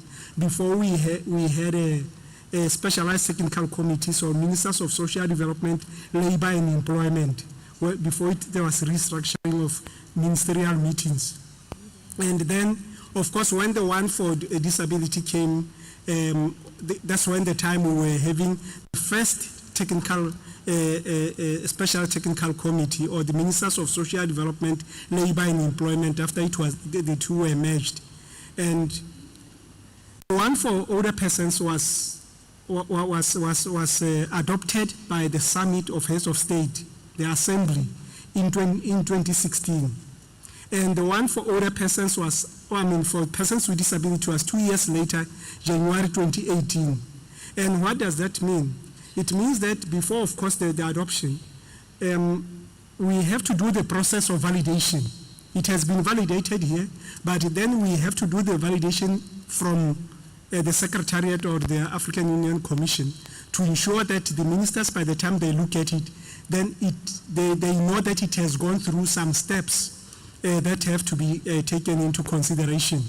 And this validation, of course, it includes member states, experts from member states. That is before it is submitted to the ministers. and it includes all stakeholders. If it is for older persons, it includes organizations of older persons in Africa, and let me tell you, they are few. And some of them, they really don't even deal with with aging rights in Africa. I remember when I was in Tanzania to promote these two protocols, the government arranged two organizations that represented the interest of older persons. When I asked those older persons which organization, they told me, hey, we don't know much about this protocol because our organization, our interest is to protect our pension. Because I was asking them, how about older persons who may not be pensioners, etc., who never worked for the government? But the organizations of persons with disabilities, they are the strongest organizations that I've ever worked with. And they know their stuff. And for your own information, and I want to recognize them, the reason why this protocol, even the protocol on older person, came into force is because I was pleading with them that we need to push these two protocols together. And they are so strong, at community level, at national level, at regional level, at continental level, even international. Surprisingly, the international organizations, they were interested in the protocol on disability as compared to the protocol on older persons. But because of that concerted effort, that is why these protocols came into force. But let me just mention one thing. One of the things that we need to bear in mind is that these protocols, all of them, there is an article that addresses why we have got these protocols. I'm saying this because one of the questions that I was always asked is, why do we have to have the protocol? And I have to answer that. And the worst part of it is that organizations of persons with disabilities, for them were saying, why do we have this protocol while we have got a UN convention? And the answer I used to give to them, because I was so tired of having to answer that question, I would answer and say that, but the UN conventions for the UN, the African Union is not a UN body or an organ of the UN. And it is because the reference was from the UN. But while actually this protocol gets its mandate from the Human Rights Charter of the African Union, and it is even clear there in the preamble. I want to mention this because some of the member states who are slow to ratify, I remember the few countries I visited then, they will say, hey, you AU, you always create all these protocols and all these policies and you want us to. But AU, whatever AU is, we don't do that. It is the decisions of the member states, either the Executive Council or even the heads of state. And for us as a secretariat from where I come from, we develop this because there is a decision. I don't just sit under a tree and thumbsuck and say, Commissioner Obomo, can we develop this protocol? No, it is a decision. And of course it's contained in the human rights, and it is you who are saying to me, can you please develop this, facilitate the development of this? And obviously in this case, of course, the development is done here and we support it. And let me just mention one thing. The reason why it is the interest of the African Union Commission to support the development of these two protocols is because we have got interest as policy organ. For us, we develop policies. This protocol gives the legal standing and the legal muscle to policy implementation and development. And let me also mention that if you look at these two protocols, one is that the protocol on persons with disabilities and on older persons, it talks, Article 21 on older persons, it talks about coordination and data collection. And part 3 of it says, support the Advisory Council on Aging as a continental mechanism of the African Union to facilitate the implementation and follow-up of the continental policies and plans on aging. So when this protocol now comes into force, this ad hoc structure is going to be established.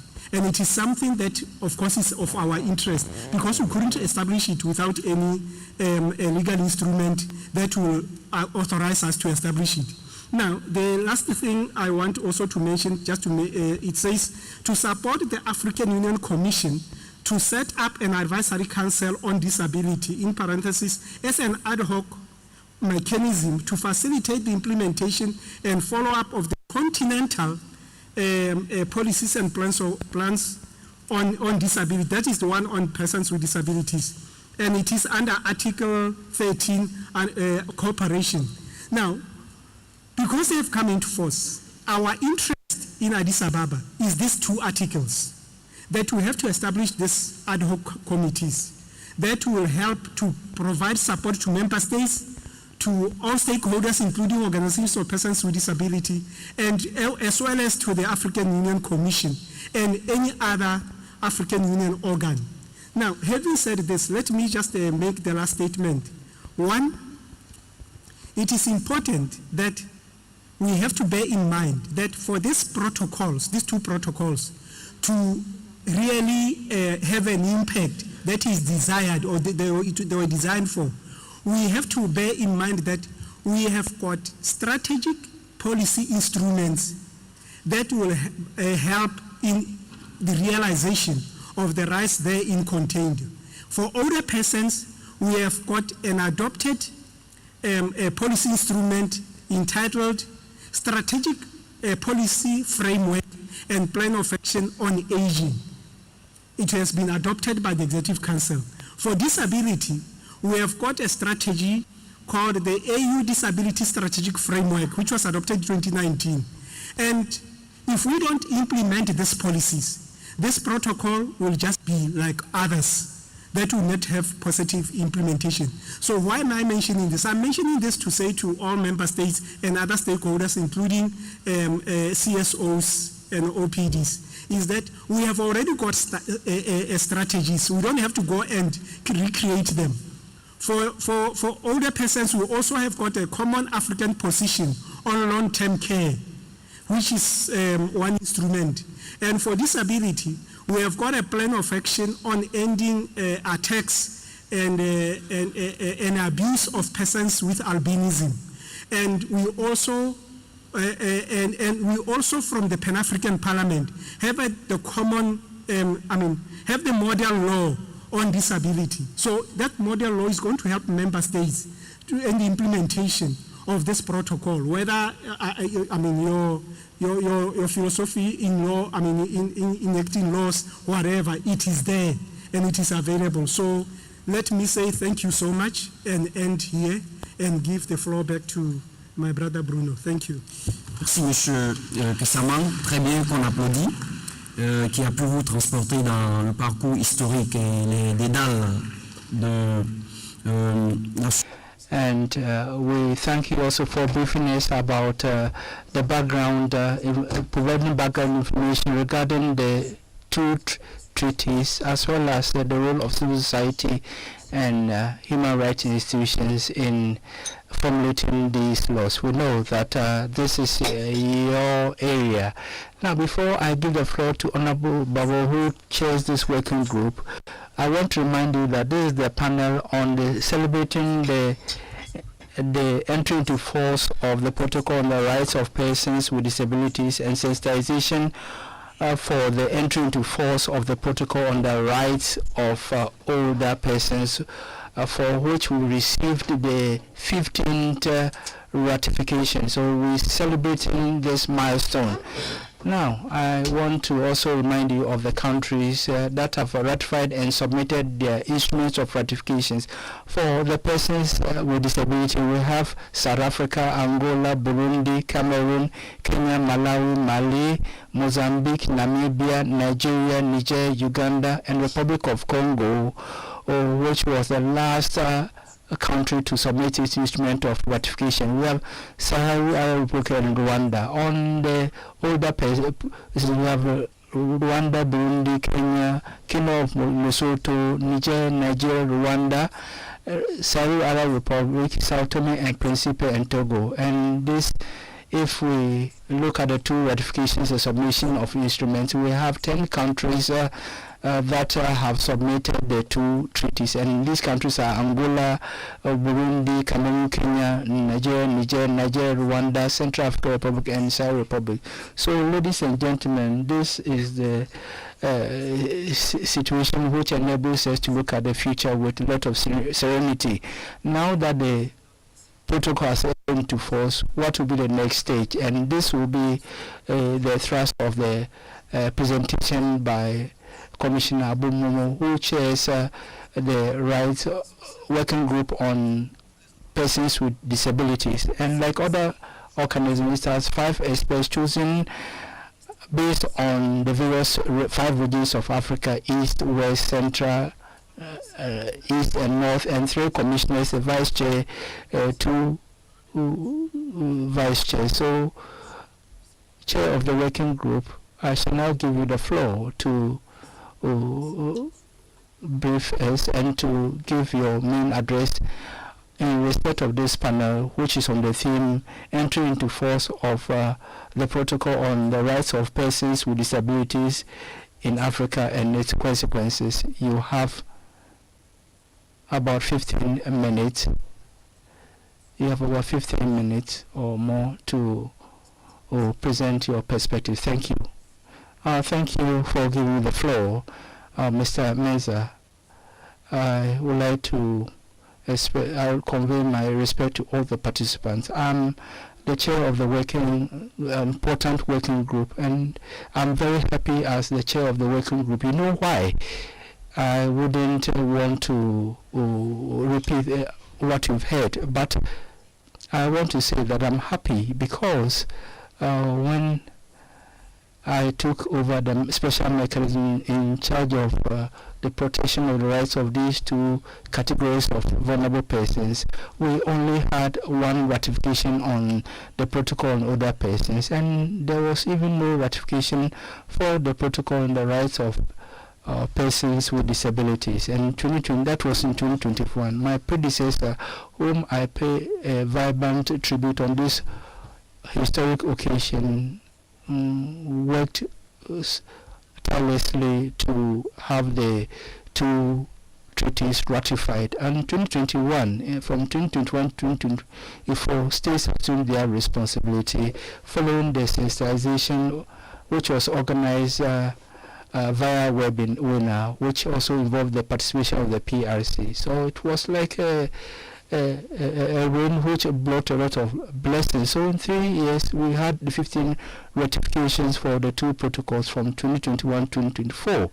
And I also want to remind you that the mapping on the situation of older persons and persons with disability is in advanced stage, and it will be completed in 2025 if thank God. And so you should understand why I'm very happy. And it will be remiss on my part if I don't thank the states that ratified the instruments and gave life to the 2 protocols, as well as the stakeholders who have made the continental coordination possible. That's the protection of older persons and persons with disabilities. So what is happening now?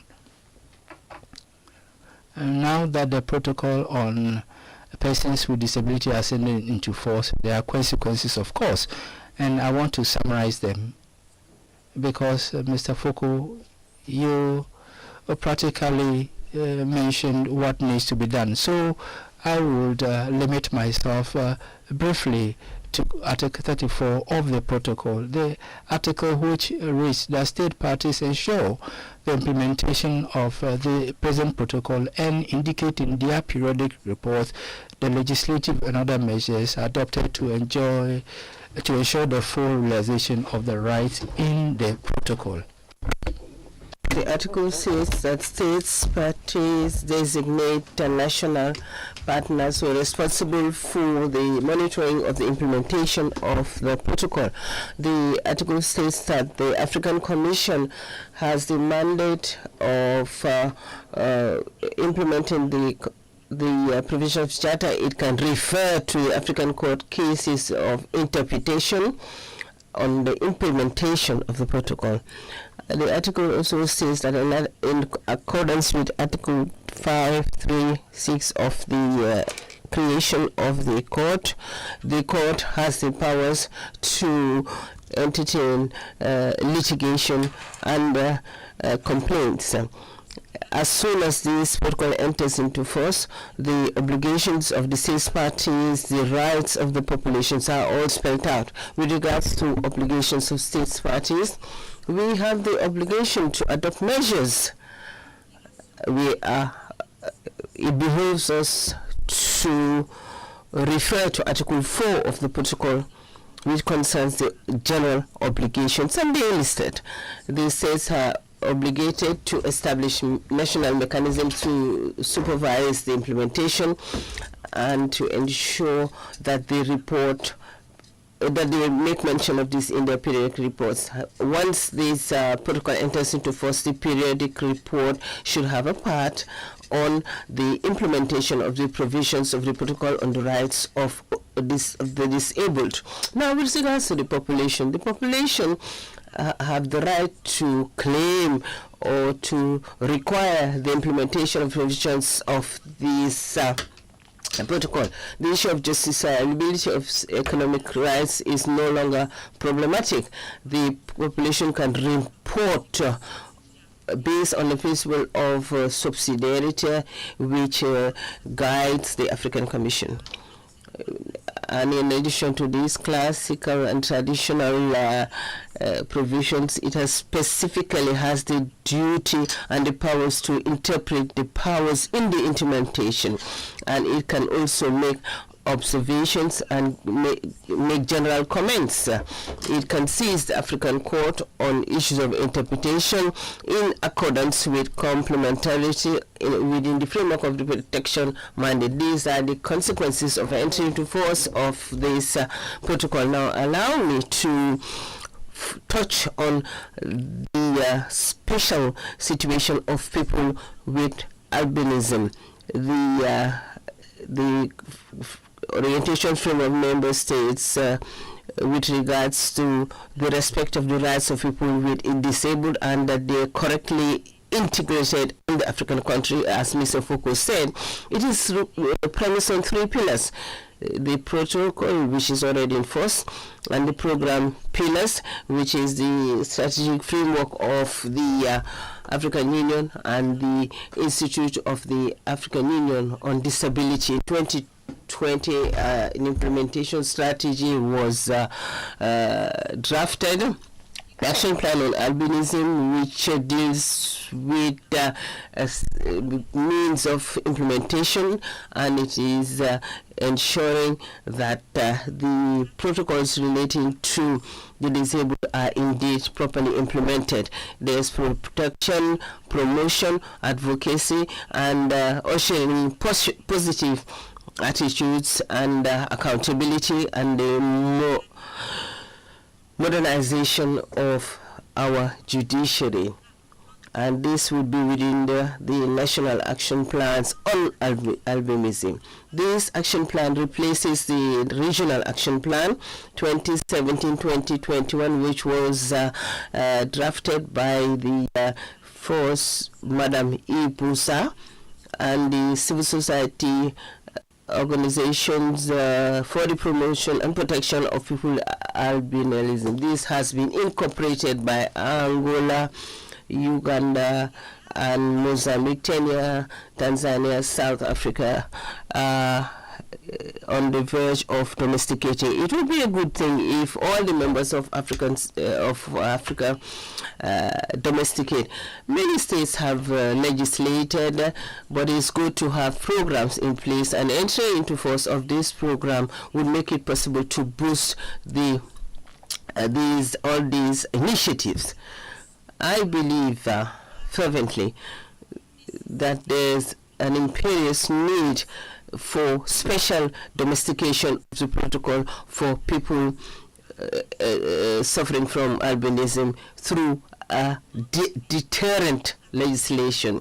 For a person who is living with albinism, being born with albinism is a death threat. So I would like states to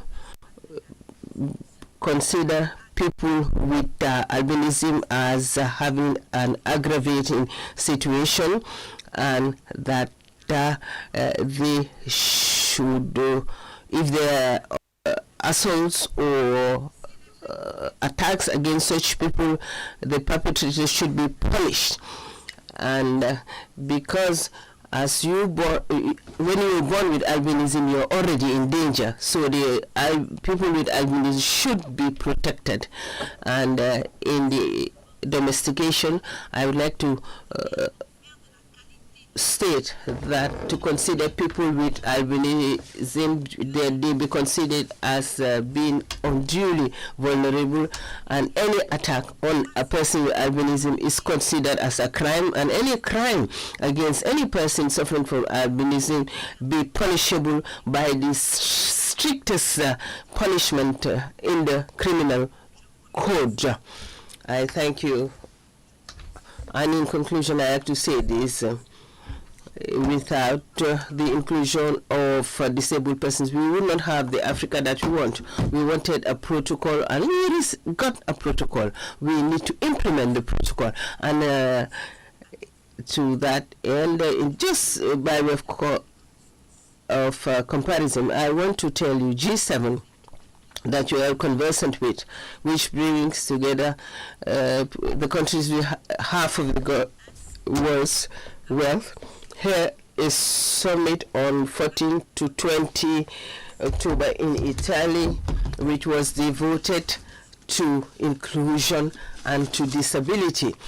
And they had a Solvagnano Charter was signed. It's a document which brings together the commitments of the G7 member states, and it underscored 8 priority areas. They are already in our protocol on older person. That means that, and I thank you. This was just a case in point. Round of applause to Justice talking about criminalization of crimes against people with albinism. This is the judge who is speaking, and we have taken due note, and everybody is forewarned. We have received a lecture on the consequences of this entry into force, and the responsibilities were outlined by the Honorable Commissioner as head of this working group, what she expects, and we would like to thank her for an exhaustive presentation. Before giving the floor to Mr. Wilson, I'd like to know if any of the states that signed this protocol, that ratified it, would like to support this panel.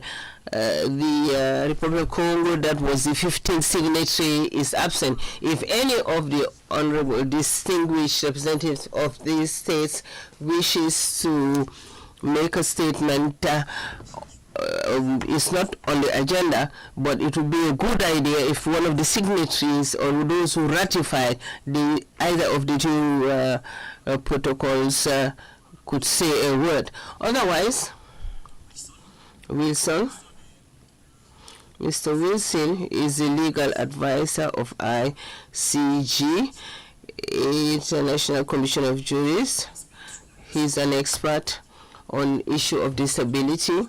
His expertise is phenomenal academically and also in the academic spheres, and he's on a good footing to give us the perspective of the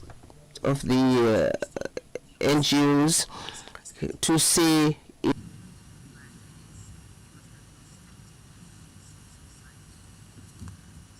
Thank you very much. I will proceed with the protocol that has already been established, and I'm glad to be seated in this distinguished panel. And in order to take full advantage of the 5 minutes that have been allocated to me, I will avoid restating or rehashing what has already been mentioned by the previous speakers. But first to mention that as a person with disability myself, and as on behalf of persons with disabilities, some of whom are in this room, we are very excited that we have a protocol that recognizes our aspirations, contextualizes our specific experiences in Africa, which has now entered into force.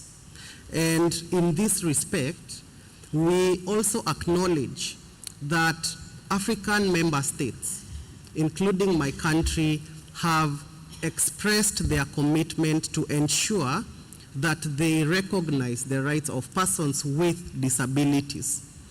A case in point that I would use to show this commitment is that we have been told by the previous speakers, which is correct, that the protocol does not establish new rights.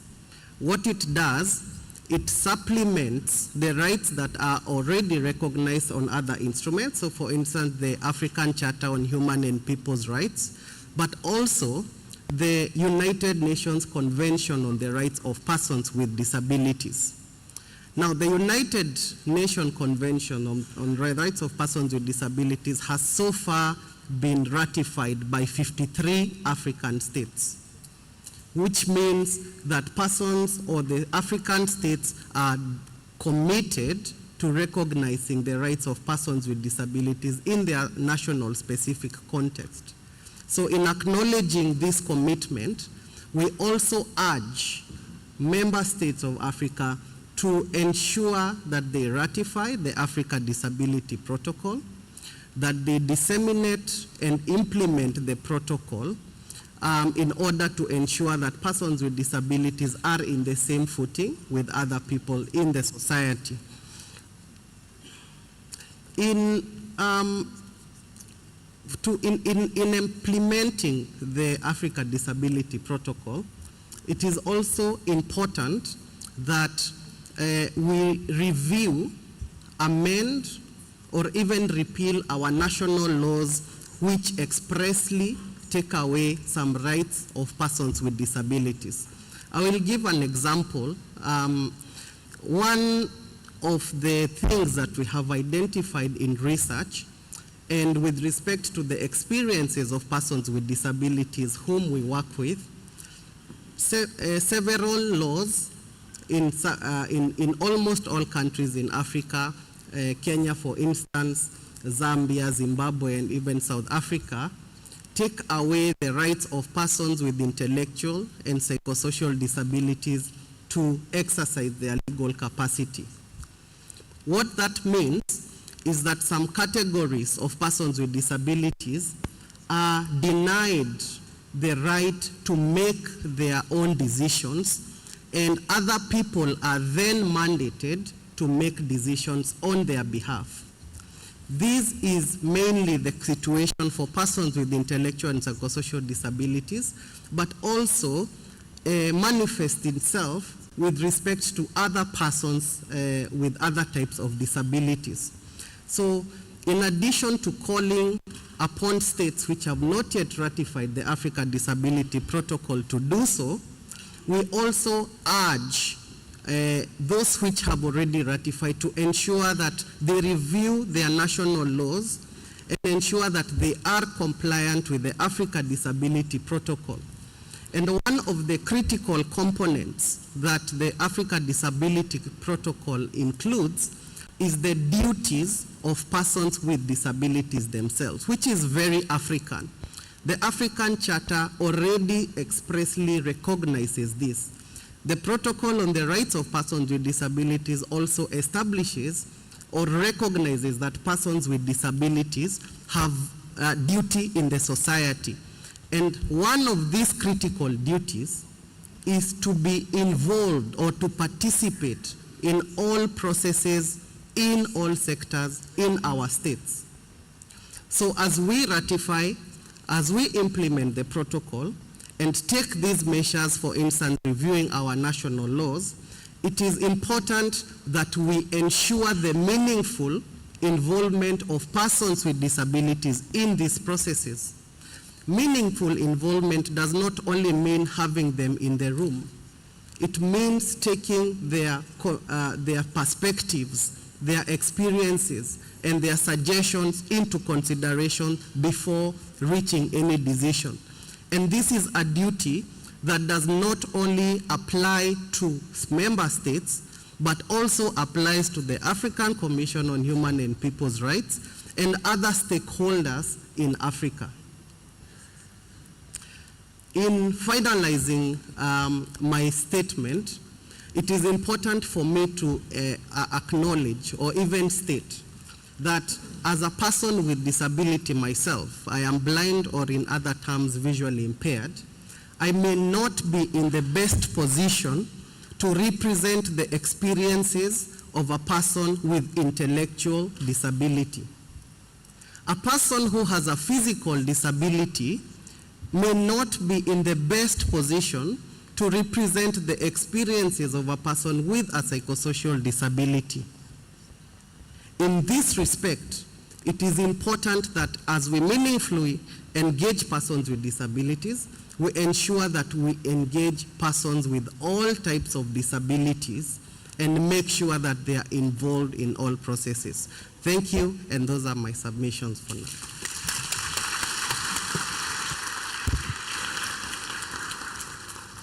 Voilà, le degré de l'applaudimètre indique comment est-ce que vous avez apprécié son intervention. Pas de plus longs commentaires. Félicitations, Monsieur Wilson. Et je profite pour indiquer que son organisation ICG, en collaboration avec d'autres organisations, organise un événement parallèle. Organizing a side event after the end of today's session in room 3, and it would be on the issue of entry into force of on the rights of persons with disability. It is an interesting side event. The commissioner would be participating in that panel. A former commissioner who was vice chair of the commission, Commissioner Lawrence Mute too, would be participating. Just to give you an idea of what to expect, and this is a very important activity, and you may wish to attend at the end of this session. It will be at room 3. Interesting panel. We have come to the end of the panelists' statements. I crave the indulgence of the chair to open the interactive part of this panel. It will follow the tradition. States parties will take the floor first, and based on the list before me, 3 states, Lesotho, Algeria, and Angola, have registered to take the floor, and after that we'll go to the national human rights institutions. There's only one such institution that has registered, the National Human Rights Commission of Ethiopia, and then we'll proceed with the NGOs. If the honorable delegate of the Kingdom of Lesotho is here, kindly take the floor. You may take the floor, Kingdom of Lesotho.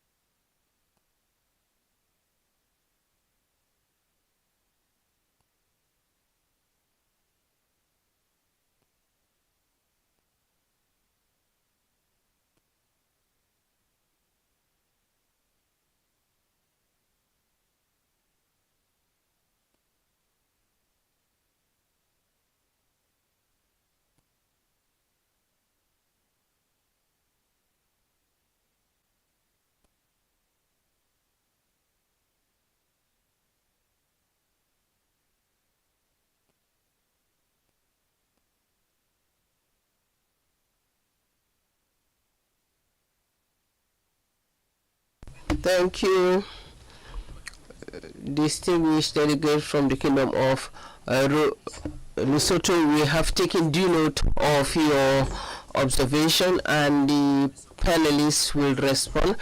Algeria does not want to take the floor on this panel. I now give the floor to Angola, and I think Zimbabwe has expressed interest to take the floor. After Angola, we have Zimbabwe. Thank you. Thank you, so Fred, and the National Director of Social Action in the Ministry of Social Action and Family and Women.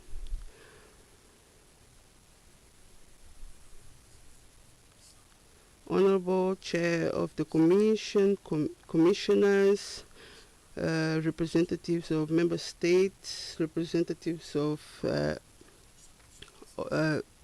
civil society organizations, ladies and gentlemen. On behalf of the delegation of Angola, I would like to show our satisfaction for the implementation of the protocol on the African Charter related to the rights of people with disabilities. Angola is state part of this protocol, and also the protocol on elder people. And we expect that through this campaign, other states that have not ratified can join us and also be able to ratify the protocol on the elderly. Regarding people with disability, as a member state, Angola has its first dialogue with the United Nations Commission in March 2023, and from this dialogue we received 23 recommendations that we are implementing despite all the challenges. People with disabilities in Angola, according to statistical dates from 2014 that is being updated now, represent 2.5% of the population, and more than 50% lives in rural urban areas, and physical disability is the most affecting element for this citizen. This year, two main important documents were approved related to promotion and protection of people with disability in Angola. One specific for promotion and protection of people with albinism that was approved through Presidential Decree 190 of 9 October. And our first plan for protection of people with albinism,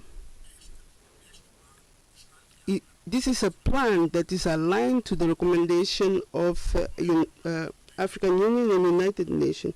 And a national plan for inclusion of people with disability was approved, which is a document that indicates measures and policies for equality and non-discrimination, promotion of education, inclusive education, work, employment, and professional training that are inclusive, and also promotion of actions that contribute for autonomy and independence, and adoption of social services, and also implement research methods development. And these plans focus on these two target groups and will be implemented with support of organizations that represent people with disability. With this protocol on people with disability, Angola commits itself for its implementation, and it's part of the legal system, and also the dissemination, and will also submit the reports. The dialogue and cooperation with this commission is important. Thank you for your attention.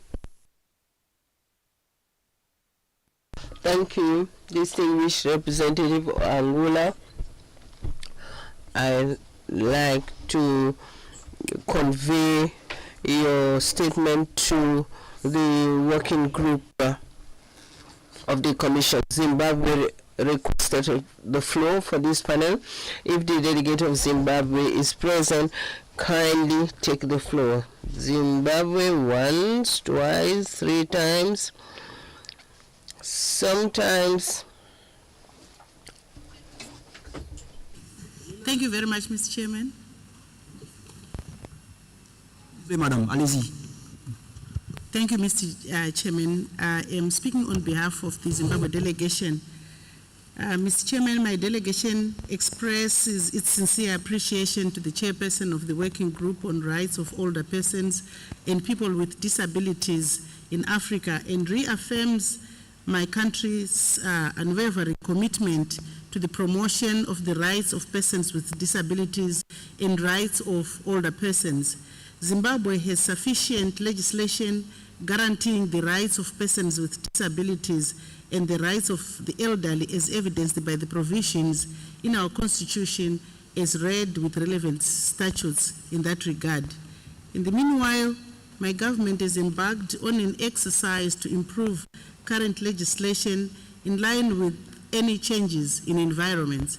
This has culminated into a legislative review of the statute governing persons with disabilities, keeping in mind the requirements of the United Nations Convention on the Rights of Persons with Disabilities and the African Charter on the Rights of Persons with Disabilities.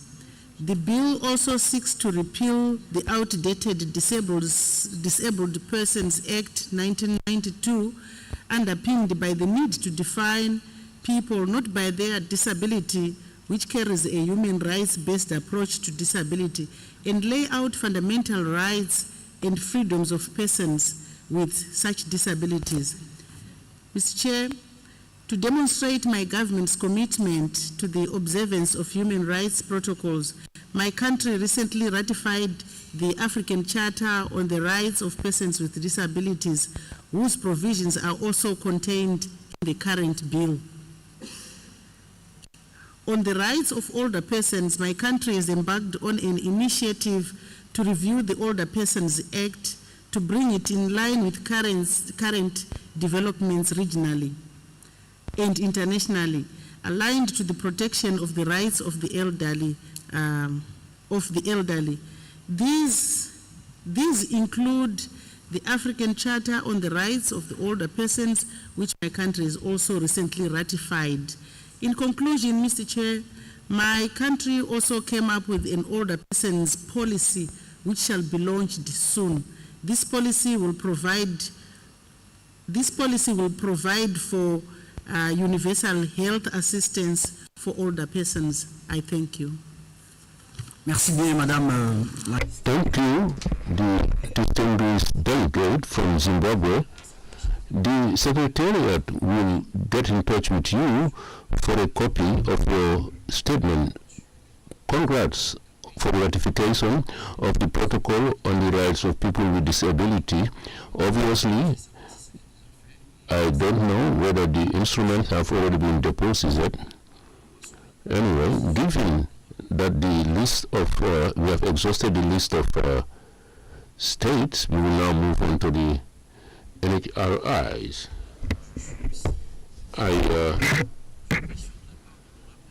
The chair has urged me to stick to the time frame, 5 minutes. Rwanda, you have the floor.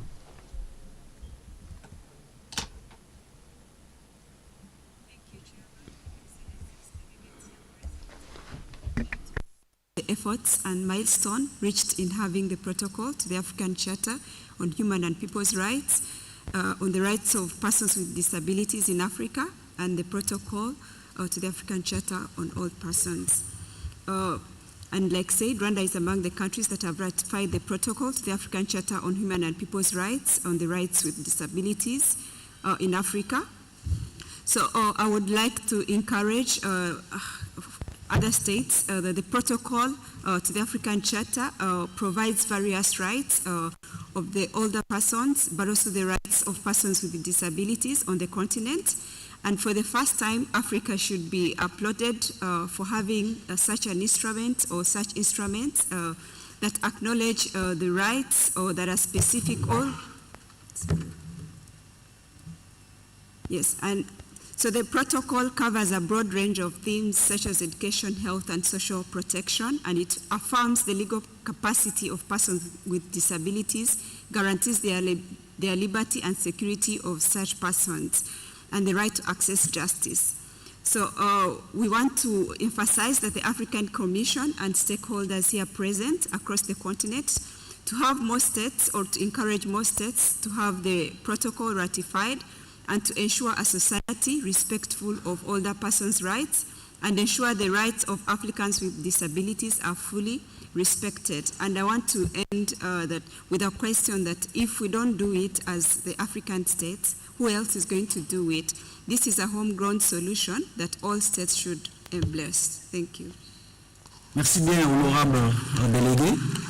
Quand les pairs se parlent entre eux, ça passe des... When the peers speak among themselves, the message goes. You have called for ratification. You will now call for the national institutions of human rights of Ethiopia to intervene. Please take into account the time allocated. I can see Dr. Abdi. Please go ahead.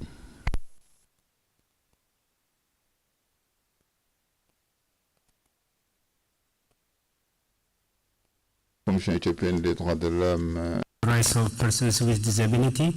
It monitored accessibilities of higher education to persons with disability and forwarded this recommendation to concerned bodies in the higher education. It conducted training on this area.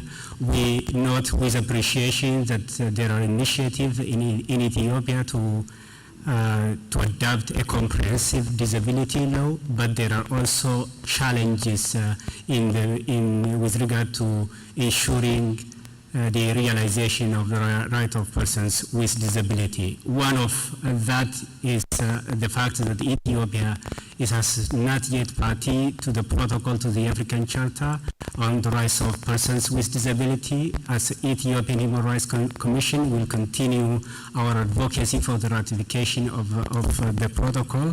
The other is the fact that the armed group operates in Ethiopia because of the conflict with the state that increased the status or the situation of disability, and also they made a difficulty for persons with disability to access services, particularly in refugee camps and IDP camps. The other issue in terms of ensuring the rights of persons with disability is with regard to lack of access or lack of data, disaggregated data with disability. Those are the challenges. Thank you for the opportunity, Chair. Merci d'avoir cerné le regard de mes yeux en étant court. Nous passons aux ONG. Human Rights Watch, monsieur ou madame Alan Ngari peut prendre la parole 1 minute. Après, ce sera au tour du professeur Liot, Kveya pour le compte du Centre for Human Rights de l'Université Pretoria. Center of Human Rights for Pretoria, Tanzania's Human Rights Coalition, Mr. Nuru Moro, as well as the Gambian Federation for Disabled People. That is the sequence. Mr. Alan, you have the floor. Mr. Alan, Mr. Kuvera, he's not here. What about Mr. or Madam Nuru Maro, the Gambian Federation of People Living with Disabilities? Well, let me now give the floor to the honorable panelists. Let me start with Mr. Macharia for the closing remarks. 1 minute, then Mr. Lukoto, then the chairperson of the working group will conclude this panel.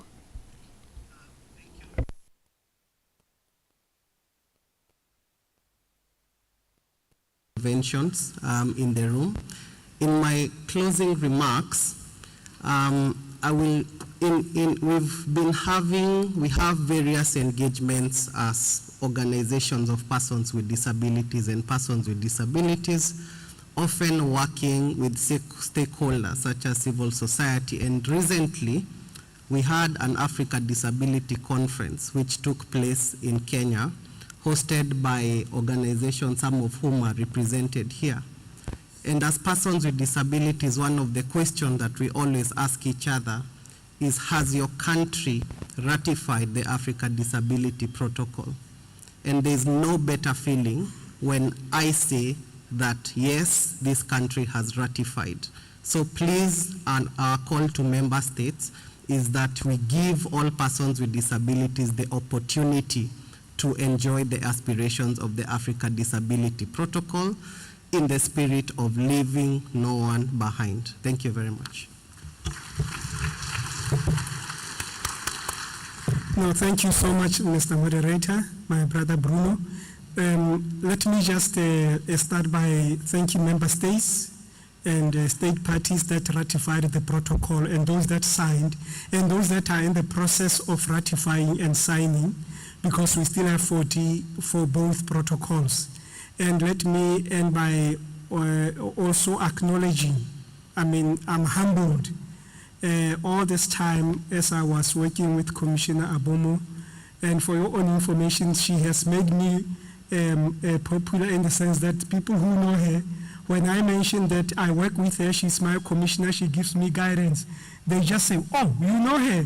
So this is something that shows the impact she has made and the leadership she has provided, as well as her team here at the Secretariat, Bruno and your colleagues. Let me, on behalf of the Commissioner and the African Union Commission, acknowledge the leadership that you have shown, and also to say that there is no doubt that the African states are doing something as far in relation to persons with disabilities and as well as older persons. We may not look at it as not enough, but I am always heartened and always humbled and strengthened and with hope by whatever you are doing at your national level to address these issues. That is what is giving me this passion and hope. Thank you very much for your leadership. Thank you. Thank you, Mr. Lufoko. The chairperson of the working group, your concluding remarks, please. Thank you for giving me the floor. Mr. Mensa, thank you everybody, thank you to the states as well as to the civil society organizations. Thank you for your commitment.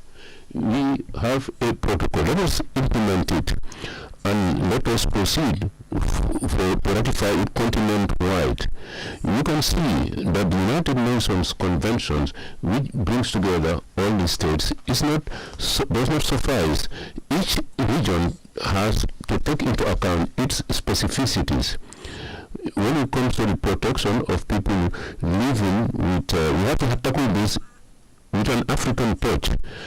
I will draw your attention to Article 11, the article which refers to negative attitudes. This is what we have, negative practices. Let us ratify this continent-wide so that Africa would have one single voice to defend the rights of these people living with disabilities. You talked about the other charter, so it's exactly the same thing. Let us make our own arrangements. On the other hand, we have our report on the situation of 8 people, elderly people, and people living with disabilities. We have talked with the state when it comes to the institutions, policies, etc. that have been put in place since 2022 to date.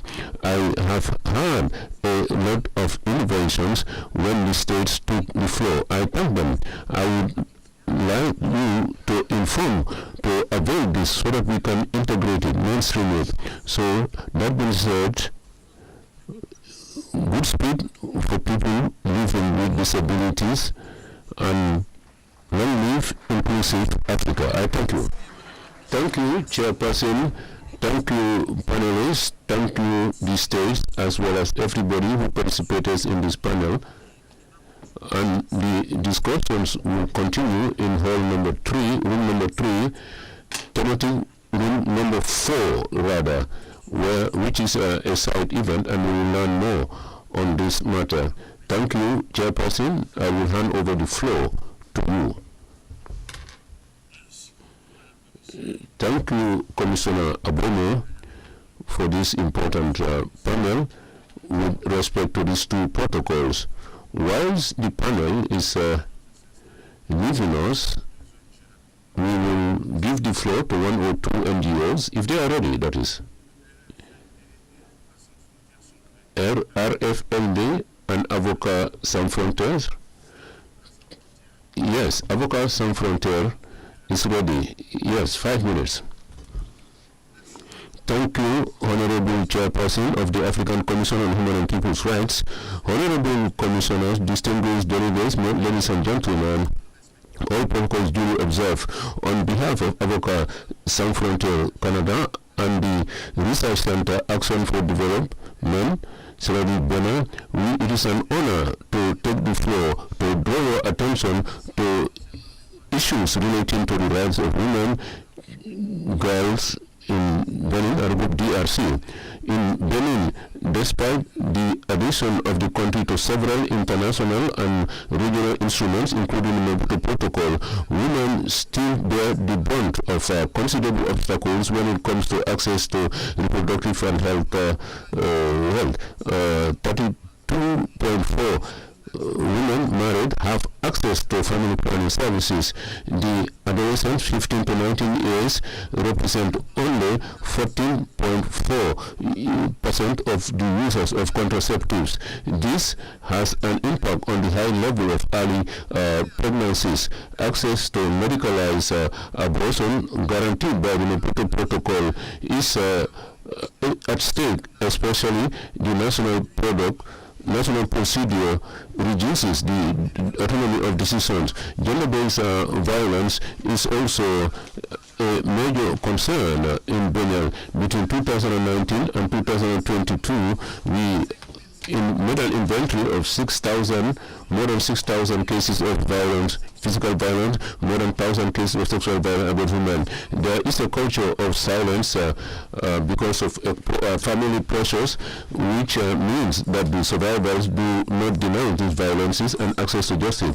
Furthermore, the absence of global care centers in some regions, especially where we are intervening, increases the vulnerability of the survivors of gender-based violence. Honorable Chair, in the DRC, the situation is also a cause of concern. The child mortality rate is among the highest in the world, with 545 for disease for 1,000.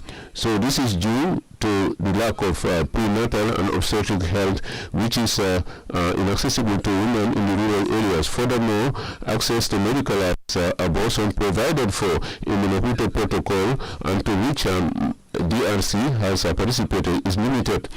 This pushes lots of girls to go to clandestine abortion, endangering their lives.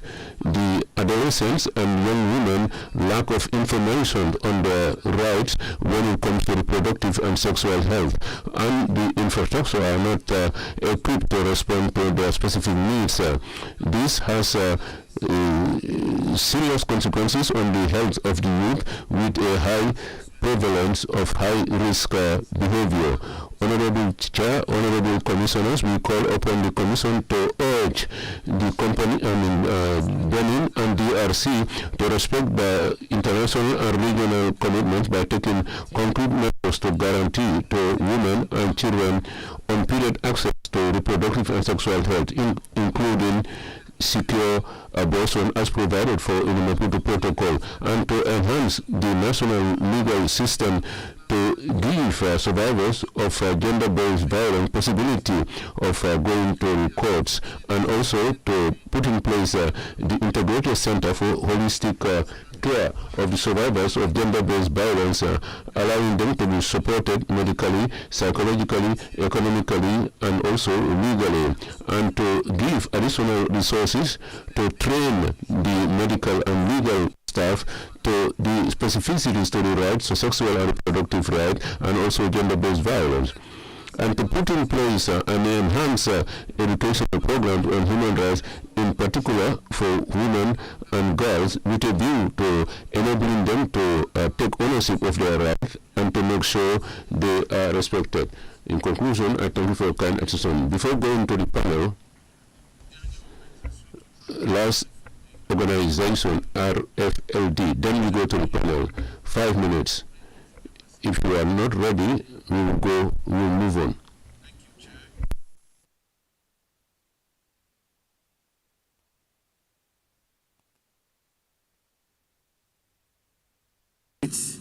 Distinguished colleagues from civil society, all protocols observed. The Women Leaders Network for Development, RFLD, and the West Africa Democracy Solidarity Network congratulate the African Commission on Human and People's Rights on the holding of the 81st Ordinary Session and the privilege for WADIMOS and RFLD to present this statement. As a woman-led organization, RFLD has over the years been working to end discrimination and violence against women and girls and promote gender equality and human rights across the Sahel, West Africa, Central and Southern Africa. For 2 years running, RFLD has been a proud member of WADIMOS, a network of over 45 national and regional level pro-democracy civil society organizations, leveraging their solidarity and mutual support to roll back the tide of democratic backsliding observed across the ECOWAS sub-region in recent years. Over several years of activism and advocacy, WADIMOS commends the commitment and dedication of the African Commission to safeguarding and upholding human rights across the African continent. We have taken cognizance of the gross violations of human rights and incessant abuse of power against which the Commission, in its strive for democracy and human rights, has continually intervened along with a myriad of civic actors and human rights defenders.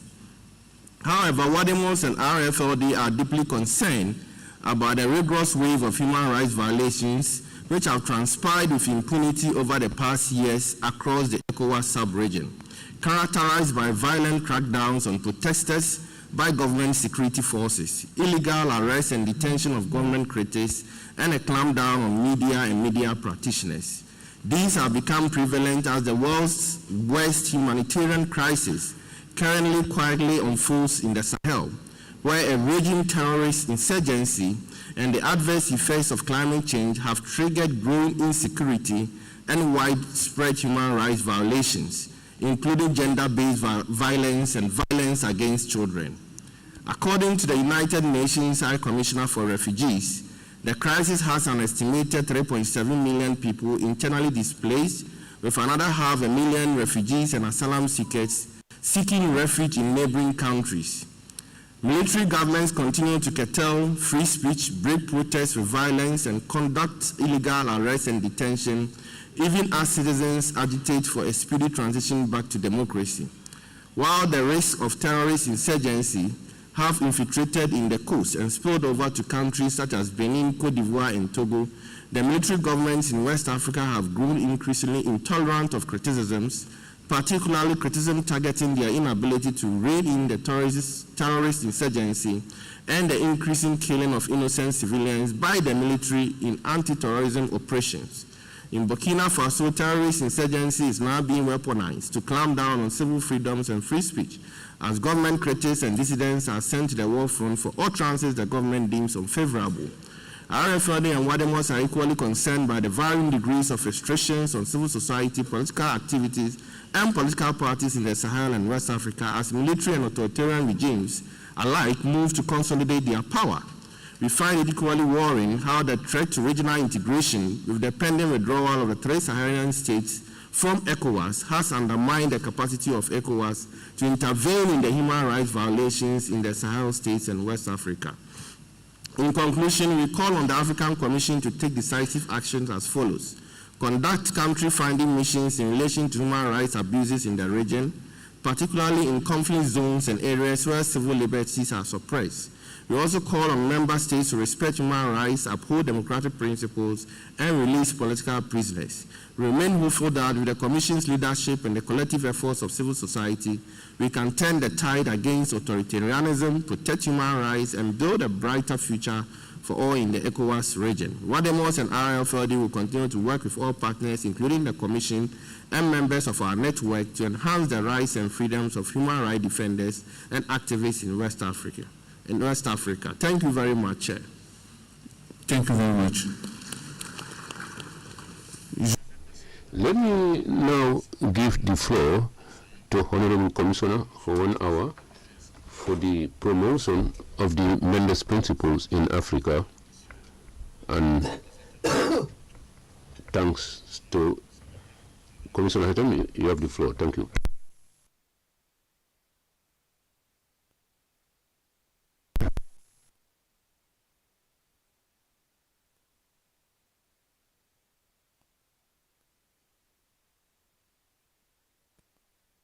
As representatives of the states and NGOs, it is an honor for me this morning to welcome you to this roundtable on upholding the Mendes Principles in Africa, enhancing safeguards through effective interviewing, which is convened as part of this 81st organization of our Commission. The topic today is of crucial importance for the work that we are doing within the Commission and also the Commission for the Prevention of Torture in Africa. As you all know, in 2022, our Commission had adopted Resolution 545 on the principles of effective interviewing for investigation and information gathering. It is known as Mendes Principle. They call upon state parties to use this as a principle to be used during it is a human rights based principle. Its implementation would guarantee the collection of evidence in an efficient manner whilst expecting the fundamental rights of accused persons. These principles will allow us to look at the effectiveness of the policies and the prohibition of torture. This is Article 5. During this commitment, for this commitment, the Committee for the Prevention of Torture in Africa has worked in defining the Mendes Principle to our continent. In that regard, I want to underscore the fruitful experience that we had during our meeting in Johannesburg in June with the community, with the SADC, and this was an important stage in our collaborations with the police authorities of Southern Africa to improve the techniques for interviewing so that the rights of all the concerned persons are respected whilst bringing evidence to the tribunal. This is an opportunity to continue these efforts thanks to the partnership with the Association for the Prevention of Torture, here represented by Mr. Juvenal, and the African Policing Civil Oversight, APCOF, and we have Mr. Santok with us today. It is a pleasure to share with you the methodology that we are developing to respond to the specific needs of the police in Southern Africa. We hope that discussions would enable us to streamline this. So the Mendes Principles would be a compass in that regard, and the right to the respect of human dignity. Before giving the floor to the panelists, I did talk about Mendes Principle. Let me remind you that Mendes is the former Special Rapporteur of United Nations on Torture, and he was the one who mooted the initiative to launch these principles. We have worked on this principle for several years now, and I have had the honor and the privilege of being a member of the Council of the Wise.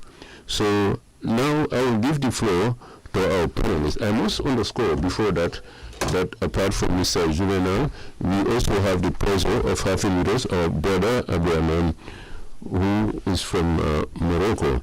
So without much ado, I would leave the floor to the specialist to talk about this principle. Mr. Durabal Babona, you are the moderator. Thank you, Honorable Commissioners. It is a privilege for me to moderate on this panel. And now, very briefly, I would go into the essence of the members' principles as underscored with respect to interviewing during collection of information. These saw the light of day after the mandate of the Special Rapporteur against torture, who has noted that cases of torture in most cases arrive during the first hours of detention, especially during the interviews. So in this report, he urged the specialists to work on the directives around interviews, especially taking into account the issues of fundamental guarantees. So we at the APT, we have listened to this appeal, as the Honorable Commissioner has underscored. We have worked with a group of experts, especially 15 expert consultative committee, especially hand in hand with 80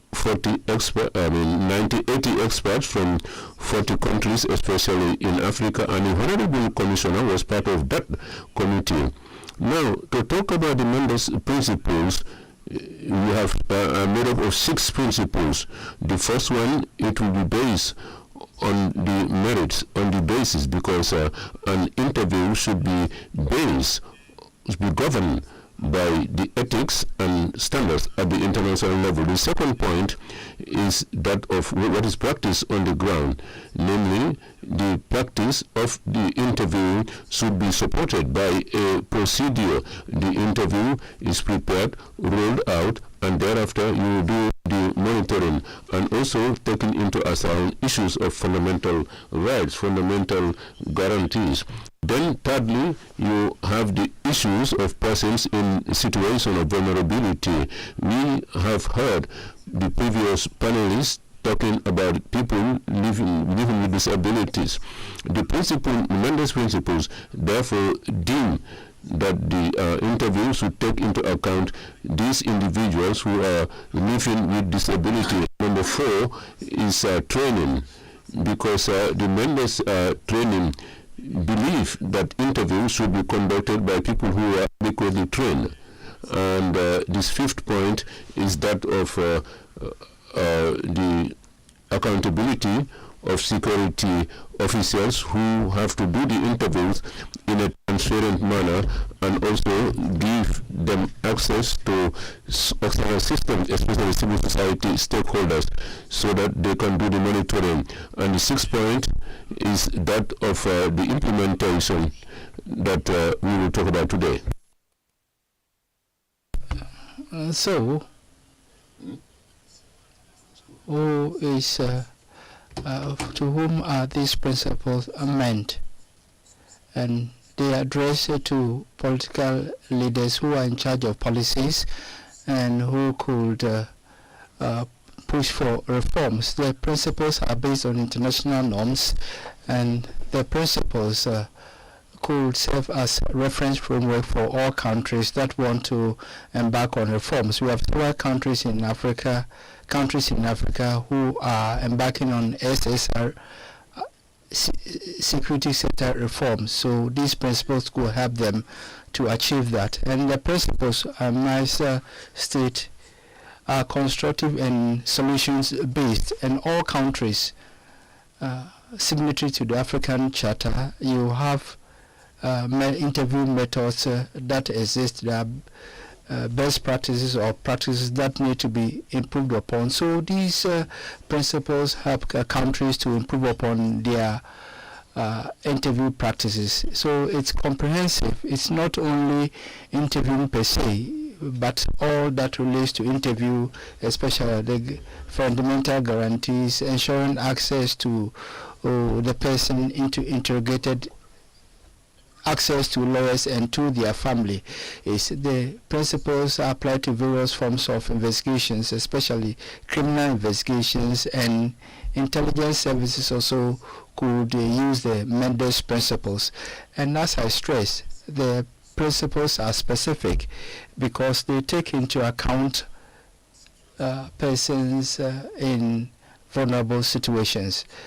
Since the launch of the principle in 2021, we've had the support of the region, especially with the resolution of the African Commission on Human and People's Rights in 2022, and we've also had support in principle from the United Nations through 3 resolutions adopted by the United Nations, and the principles are also supported nationally. We work with several countries in Africa that are endeavoring to implement the principles. For example, Madagascar, which has mainstreamed the Mendes principles in the model and the teaching models or curricula of the Higher National School for Police, and we also work with others in Thailand, and we've also, however, with SADC, where we've also worked last June with the 16 countries of SADC, that is those in charge of investigations in SADC, and shortly we shall have a representative of SADC who couldn't join us in person, but who will be able to join online. So without much ado, I will give the floor to Chantet of AFCOF to talk about the contributions of AFCOF in the promotion of Mendes principles. I thank you.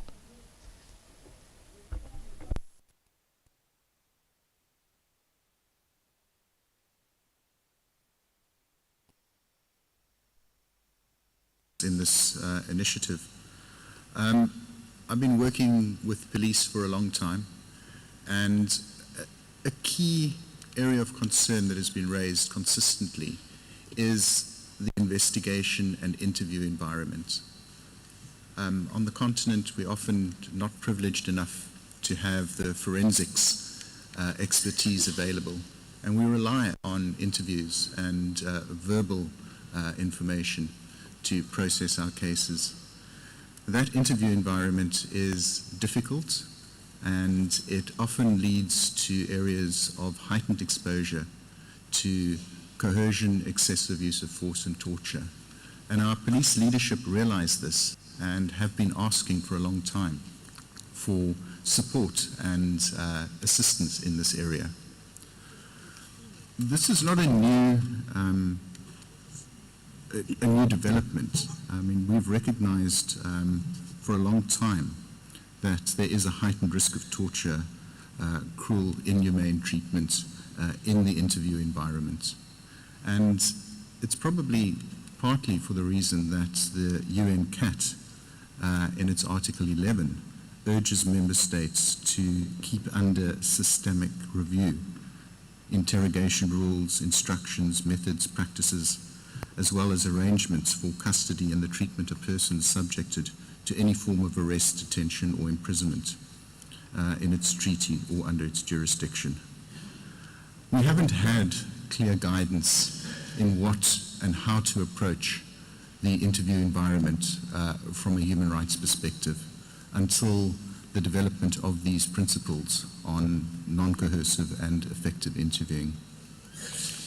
There have been several developments, obviously, in interviews, and we've seen this over the decades, and we've seen very important models being introduced that stress the importance of planning, of building rapport, of protecting rights, and supporting reviews and assessments post the interview period. But now, for the first time, we've really got that interview insight presented to us from a human rights perspective. And in this sense, it talks directly to member states, and it talks to the oversight community in terms of how it can engage its partners, not only in law enforcement, but all of those who make use of interviews, the judiciary, the prosecutorial authorities, and other entities, and support them in terms of how this can be done in a human rights compliant manner. Building on from the inputs made by Mr. Babona, it is really encouraging to see the extent of the uptake on the continent around embracing these new principles on human rights compliant interviewing. In addition to the examples that he's mentioned, it's also very important to note the work that has been done by the East African Police Commissioners Coordination and Cooperation Organization, YACO. They have looked at the Mendes Principles and have adopted for themselves a model standard operating procedure for interviews for the 14 member countries of the YAPCO region, and are encouraging members to take this forward in terms of implementation.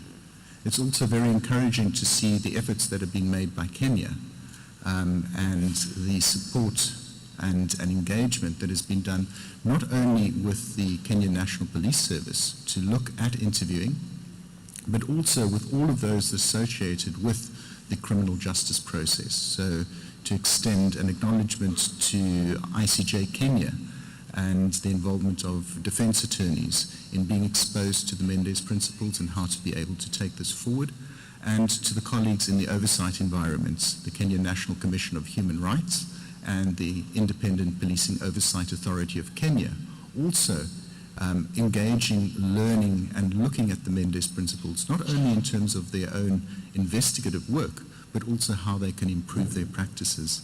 And this community is steadily growing.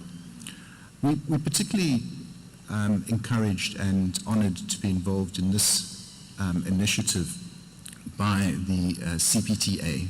And I think, you know, looking at the 10th anniversary of the Robben Island Guidelines, this is also really clearly a milestone in promoting the efforts around combating and preventing torture.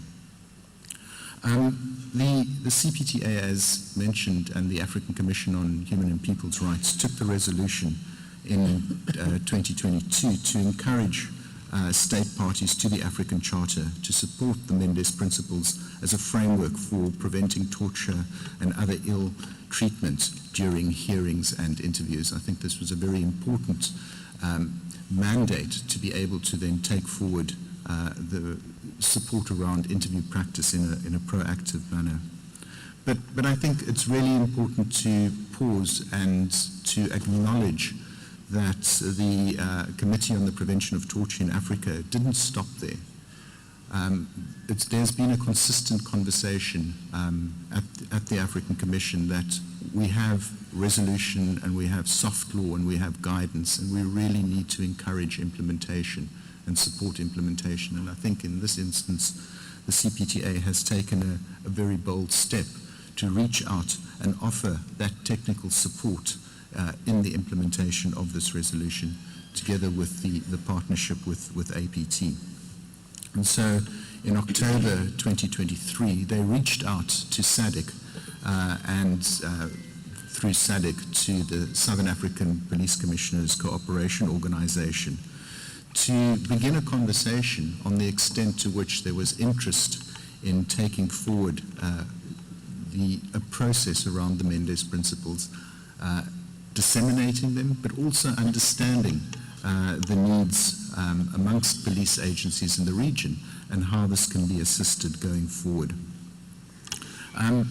In addition to this technical support, I mean, it is also a very clear process of engaging in our obligations around Article 11 of UN CAT to keep these processes under systematic review. So looking at the needs in the region is really also helping those mandate holders to take forward that systematic review. The way in which this was done, in addition to the dissemination which Commissioner Hatem mentioned in the meetings that were held in June, was to develop a survey instrument based on the Mendes Principles And this was jointly developed by the Commission and police organizations of the region during that meeting in July. These were certainly members knowledgeable on the interview environment because, as we'll hear later, this permanent coordinating committee of SARPCO is made up of the heads of CID of the police organizations of the region. And so they engaged very directly with the Commission around understanding interviews, identifying what had been done in countries and what still needed to be done, and looking at the Mendes principles and trying to interpret how we assess and understand what our particular needs were. I think it's important to reflect on the words of the chairperson for SARPCO at that meeting, which was the head of CID for the Zambian police, confirming the importance of the intervention as assisting police to move the questioning culture away from being accusatory and coercive and manipulative and confession-driven to practices towards rapport-based interviewing. So when we look at this survey, we see it outlined according to the 6 principal areas that Mr. Babona mentioned in his opening. So the first set of questions looks at trying to assess and establish whether interview practice is based on legal foundations. So those clear principles in law on which this process needs to continue, and whether it is supported by the procedural and custodial safeguards that are designed to reduce the risk of torture and confirm due practice. The second looks to understand the extent to which comprehensive processes are promoted through the gathering of accurate and reliable information. And this really talks to the practice of interviewing. So to understand how within the rules and regulations, training and support provide to people that are going to be doing interviewing, there's an emphasis on the importance of preparation and planning. There's an importance on those practitioners understanding how important safeguards are and to understand and check whether they are applied throughout the process. To keeping an open mind and avoiding bias and prejudice, to creating a non-coercive environment, to establishing and maintaining rapport, to using lawful scientific methods and techniques in the interview process, to actively listening, and to assess and analyze and learn from each interview that is being undertaken. The third section speaks to the extent to which vulnerability is identified and addressed. Everyone is vulnerable in an interaction with the criminal justice system, and particularly law enforcement officials. But there are certain cohorts that experience a heightened sense of vulnerability, and this needs to be recognized, and risks assessments and mitigation strategies included, adopted. And we know some of the basics, the interviewing of children and child witnesses. But we go further and we look at, and this is where Mendes starts pushing the envelope, other states of vulnerability, including your migrancy status. We know that persons that are perhaps formally or informally documented and are in conflict with the law experience a heightened state of vulnerability, and how is that provided for in an interview practice to ensure that their rights are protected. Area 4 then looks at professional standards and addresses areas around accountability, the importance of documentation and recording, and the access to complaint mechanisms. This documentation and recording is not only the statement that is signed or the video material that is made available or the audio material that is made available of the interview, but documentation around when the interview took place, whether the rights were observed, whether the person knew of the reasons for their arrest and they had lawyers or family members notified of that arrest. And then the fifth area looks at the implementation, and that really calls on all role players, the state and those delegated under its authority like the law enforcement agencies, to keep their policies and procedures under review and to ensure that within their organization they start actively pursuing a culture shift around interviewing.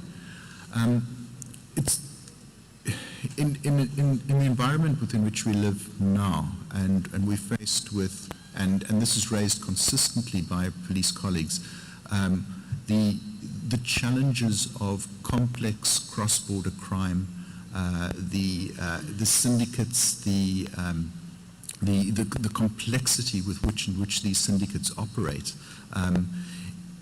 is you're not going to be able to get the information and the knowledge you need to be able to prevent and pursue this properly if you are going to go into that interview biased and simply have your views confirmed through a coercive practice. You might be missing vital clues and vital pieces of information that are going to expose a far deeper picture and be able to take your investigation further. And our police organizations realize that. It can't be business as usual. And this approach to rapport building and non-coercive interviewing resonates with the desire for these agencies to become more effective, more efficient, and more rights compliant. So in total we have some 52 questions. They've been translated onto a Google form. They are available in French, Portuguese, and English, which are the 3 working languages of the SADC region. And the idea is, if this is applied in other regions, that the forms will be translated into further languages. It allows member states then to complete and return this, and we've worked with SADC to look at a month in which we were able to complete and return the form.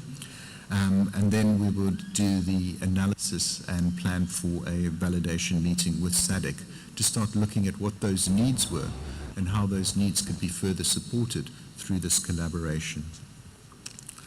In conclusion, I just want to reflect on the partnership between the CPTA, SADC, civil society organizations like ourselves and APT. And they really demonstrate growing progressive and proactive efforts at promoting the African Charter on the continent. I mean, together these partners, I feel, harness the legitimacy of being the holders of their mandate with the capacity and technical support they can garner from others. And this echoes the growing articulation in soft law, including the Mendes Principles, which encourage collaboration between state and non-state actors. In both East and Southern Africa, the sub-regional bodies of SADC and YACA have become very active partners in promoting rights-based interviewing. But this partnership is not automatic. The role of each party needs to be clear, so as not to unduly influence, subvert, or undermine the integrity of the others. And this is specifically in terms of the integrity of the Commission and its role in the promotion and protection of human rights. In other situations, these parties hold each other to account, and they are often critical of their roles. At times, the issues which they address are highly contested. And so the roles in a collaboration like this really need to be understood and respected, even as efforts are being made to cooperate and engage in other areas. I think this cooperation is built by relationships that are developed over time, and the trust that is developed over time. And in the interventions such as the promotion of the Mendes Principles, it is here supported by a shared goal. And this shared goal is not only from us as civil society organizations, from the Commission in terms of its work around the promotion and combating of torture, but also, as we've clearly seen, a shared goal amongst our collaborating police organizations to really turn the corner in terms of interview practice and rights compliant policing. And I think by reaching out and by offering this support, we remain true to that aspiration expressed earlier, that we need to be supporting implementation in addition to providing the guidance and the soft law that we've been doing over years. So thank you very much, and I'll hand over to you. Merci beaucoup, Chantet, pour avoir dressé un tableau clair et limpide de la mise en œuvre des des principes de Mendez, notamment du travail avec la SARPCO. Donc, sans plus tarder, je vais donner la parole à Madame Tanyani Goubende de la SADC, mais qui n'a pas pu nous rejoindre, mais qui a enregistré une vidéo pour ce panel.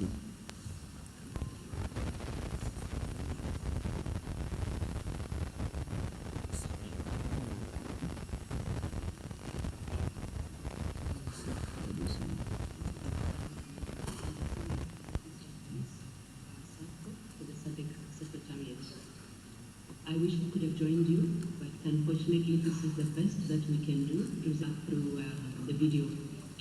I know that the topic has already been introduced. I'm not going to dwell much on it in the interest of time. I understand I have very short time. And I'm just going to straight away go to the SADC experience on the Mendes Principles engagement that we actually had, which was initiated through the African Commission on Human and People's Rights. What happened was the Human Rights Commission, the African, of course, Commission on Human and People's Rights, contacted SADC.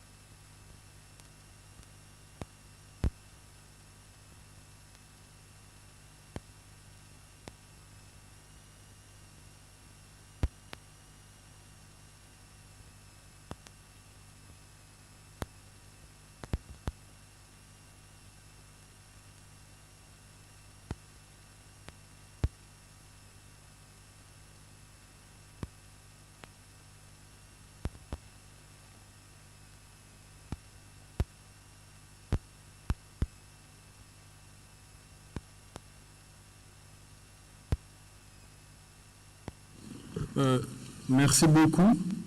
Alors, after the presentation by Taneni, it's clear that with the necessary political will, all reforms are possible. If we collaborate and work together, we can forge ahead quickly. I give the floor to Mr. Abdul Najib of the Morocco NHRI to talk about the initiatives in the implementation of the Mendes principles and the role of the NHRI in Morocco.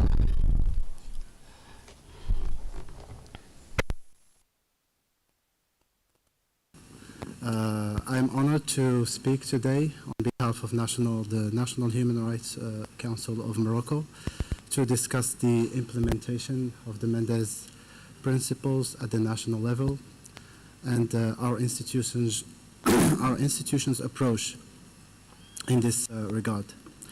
The principles which promote effective, non-coercive interviewing during investigations are of course crucial for preventing torture and upholding human dignity in the administration of justice. Discussing the prevention of torture means recognizing that we must draw concrete and practical lessons from the experiences of each other while strengthening our capabilities and remaining open to all approaches and tools that could enhance our actions and bolster our commitment to human rights and the fight against torture. The establishment of our national preventive mechanism has been a deliberate and thoughtful process. Our vision has been structured around complementary and structural pillars. The objective was to create a mechanism that is responsive, proactive, dynamic in the field, and oriented towards concrete solutions. The vision has also been guided by a philosophy focused on efficiency and cooperation. Since the establishment of Morocco's National Preventive Mechanism in 2019, we have prioritized strong support for all aspects of its functioning. Our ongoing efforts focus on consolidating our expertise and ensuring the effective operation of the NPM through a series of capacity building sessions for its members and for its staff on various but complementary themes. In this context, the Mendes principles regarding effective interviews and investigations and information gathering have served as significant guidelines for our work. All announced and unannounced NPM visits to places of deprivation of liberty are conducted in the strict accordance with these principles. We believe that efficient and effective functioning of a torture prevention mechanism is an ongoing process that needs to be constantly nourished. Our efforts, initiatives, and actions have always been fundamentally oriented towards a robust support of all aspects of the functioning of the NPM. We deployed efforts not only to widen the scope of expertise and set favorable conditions that guarantee a proper functioning of the mechanism, but also to build capacities through several training sessions on varied but complementary aspects. In this regard, numerous partnerships were initiated with several international stakeholders, experts, and capacity building specialists to support the NPM establishment process and strengthen its capacities. Our extensive list of partners includes the Council of Europe, the European Union, as well as the Danish Institute Against Torture, Dignity, and the Association for the Prevention of Torture, and the Center for Security Sector Governance. Several capacity building sessions were organized in this regard, including on the Mendes principles. One of these, the last capacity building initiatives was the training on the principles of effective interviewing for investigations and information gathering, held in Rabat on March 2024. Organized as part of a joint technical assistance project between the European Union, the Council of Europe, in partnership with CNDH, this training session gathered key stakeholders from the Ministry of Justice, the Royal Gendarmerie, the police, the prison administration. It aims to introduce these actors to the Mendes principles, enhancing their understanding of the ethical, scientific, and legal frameworks essential for the effective interviewing and oversight of the police facilities. As we will later discuss in another side event panel on women deprived of liberty in the criminal justice system, CNDH and the NPM are in the process of finalizing a thematic report on the situation and treatment of women and girls deprived of liberty in penitentiary establishments. This focus stems from the unique challenges faced by the population and the urgent need for a comprehensive analysis aimed at identifying potential reforms in order to enhance incarceration detentions and guarantee safe environments for interviews. Our objective is to systematically document realities of women inside prisons and detention police stations and others, and to lead to a meaningful improvement in this regard. To achieve this, CNDH and the National Preventive Mechanism employs a meticulous approach that includes individual interviews and a thorough review of institutional practices, allowing us to capture the specific needs and the experiences of detained women. Importantly, this report is being developed with a strong adherence to the Mendes principles, ensuring that our assessment is grounded in ethical, scientific, and legal standards. This commitment to upholding human dignity is central to our mission, and we aim to contribute to the policies that ensure human treatment and respect for the rights of all individuals in detention. To conclude, I would like to underline that CNDH, responding to a call from the Convention Against Torture Initiative, CTI, and the Association for the Prevention of Torture, reached out to the head of the Moroccan government in January 2022 to urge support for these principles.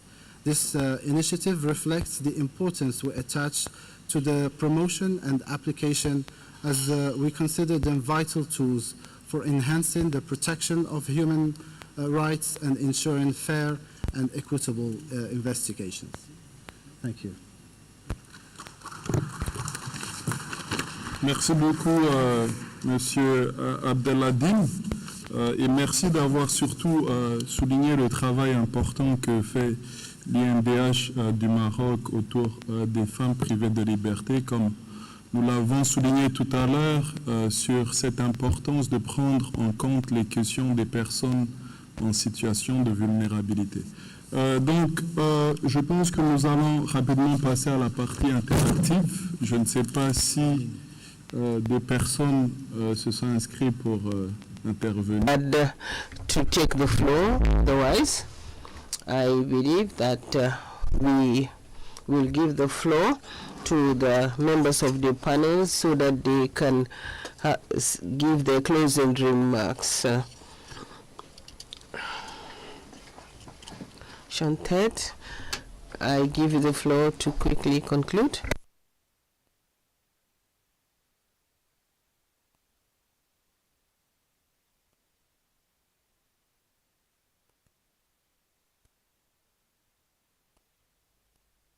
Committee on the Prevention of Torture in Africa by engaging member states through these sub-regional bodies to understand needs around compliance with the African Charter and look at ways in which we could try and support that is certainly progressive and innovative and bodes very well for the promotion of human rights on the continent. Thank you. Merci beaucoup. Et donc, je vais donner la parole à Monsieur Abdelhadim for his final remarks, sir.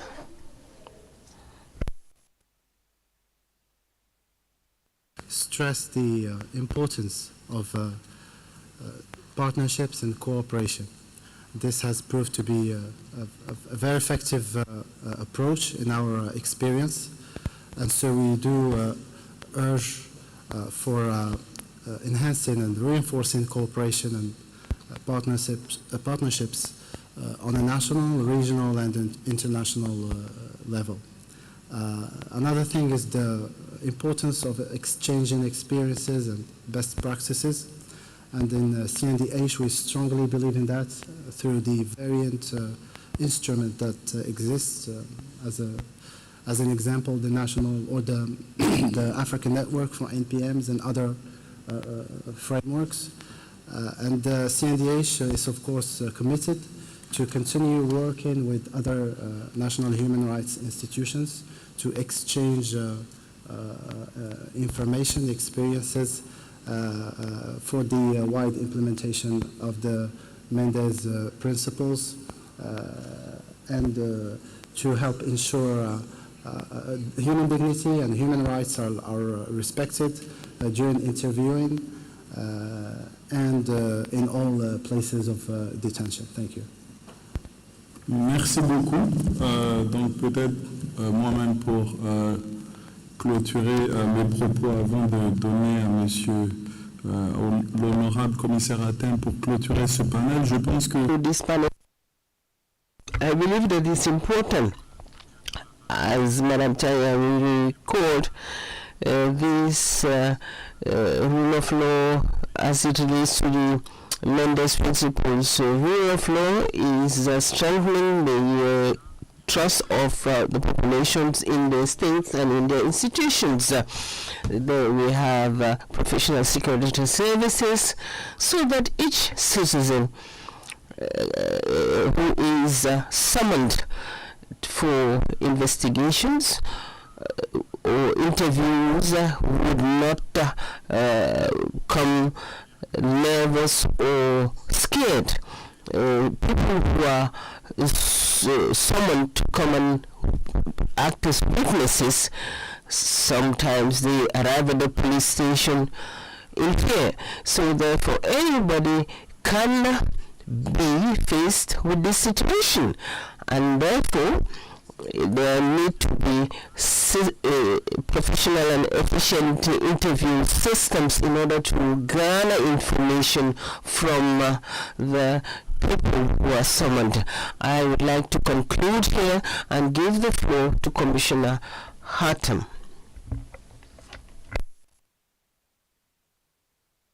Thank you for giving me the floor at the end of this roundtable. I am pleased and listened with keen interest to the panelists, advocacy and dissemination of these medicines amongst the in the continent is paramount, and we have seen steps have been made. We have made strides, and I'm happy that in that part of the continent, in terms of dissemination of principles, you have made headway, and I'm pleased that my brother has informed us of what is happening in Morocco, and we hope that the honorable representatives who are present here have apprised themselves of the Mendes principles. It is our minor contribution to the prevention of torture on the continent. I had the privilege of participating in a one-day session in Tunis 5 years ago with high-level experts who came from Northern Europe, United States, and they explained these principles and how the dissemination led to investigation techniques that did not at all allow any torture or involve any torture. And there was no constraint on the people that were being interviewed. So it is a note of hope for our continent. We hope and pray that we will do away with torture once and for all. And I am pleased that we have had this table round. Have a nice evening. Thank you very much for your participation.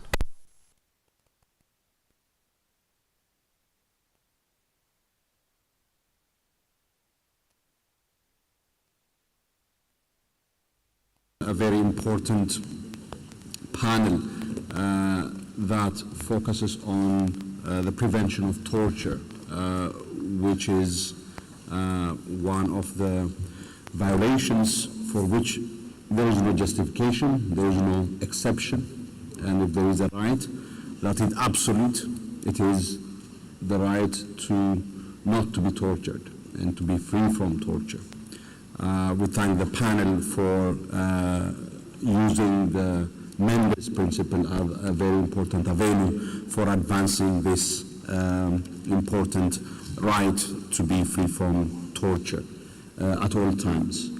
A very good afternoon to all of you.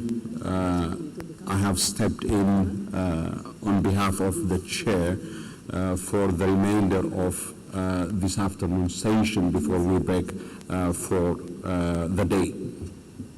We therefore move to the next agenda item, item 2, human rights situation in Africa. We will continue to receive submissions from non-governmental organizations in particular at this point in time according to the registration. So I call now on African Policy Oversight, Civilian Oversight Forum, APCOF, Sean Tate, if you find a podium, yes, yeah, you can take any podium convenient, sure.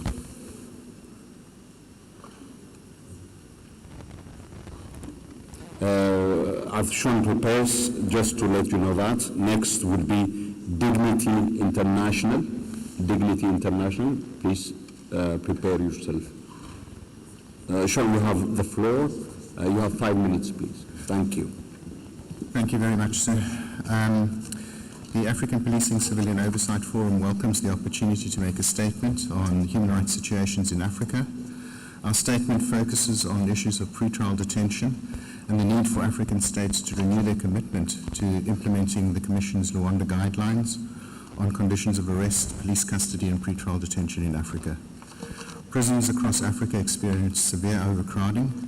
This overcrowding is driven by a combination of factors including high rates of pretrial detention and financial barriers that prevent some detainees from paying fines or bail. The impact of pretrial detention on prison overcrowding can be illustrated by analyzing available data on current prison occupancy and levels and percentages of pretrial or remand detainees as a proportion of the total prison population. For example, in Tunisia, prisons are at 126% occupancy, with 54.9% of the prison population being pretrial detainees. In South Africa, occupancy is 146%, with 35.6% of the prison population being pretrial. In Kenya, prisons are 176% occupancy, with 41% of the population at pretrial. In Senegal, the levels are 129%, with 53.8% being pretrial. And in the Democratic Republic of Congo, prisons are at 322% occupancy, with 70% of detainees being pretrial. As the Commission has recognized in the introduction and preamble to the Luanda Guidelines, prison overcrowding leads to severe human rights violations, including inadequate access to basic necessities like food, water, healthcare, as well as unsafe and unsanitary living conditions. The Commission has also observed that overcrowded prisons often result in heightened violence, torture and other abuses, and a lack of rehabilitation opportunities, undermining the dignity of detainees. It also hampers the ability to ensure fair and timely trials, contributing to prolonged pretrial detention and undermining access to justice. The data presented and the known impacts of overcrowding and prolonged pretrial detention highlight the urgent need for reforms aimed at reducing pretrial detention and improving alternatives to detention. Luanda Guidelines, which were adopted in response to widespread abuse, overcrowding and inhumane conditions in prisons across Africa, provides a blueprint for this reform. It is disappointing that in the 10 years since their adoption, prison overcrowding and high rates of pretrial detention continue to be overlooked as a human rights problem. APCOF has consistently observed an over-reliance on arrest by police who are trained and managed and rewarded for maintaining public order rather than serving public safety. A lack of investment in alternatives to pretrial detention, the criminalization of poverty and status, and pressure on the judiciary to maintain a tough-on-crime stance also leads to courts relying on pretrial detention as a means of demonstrating effectiveness in crime control. These approaches do not make our communities safer, nor are they an effective way of addressing serious crime. Instead, they overwhelm an already strained criminal justice system and violate human rights of individuals held in overcrowded detention facilities.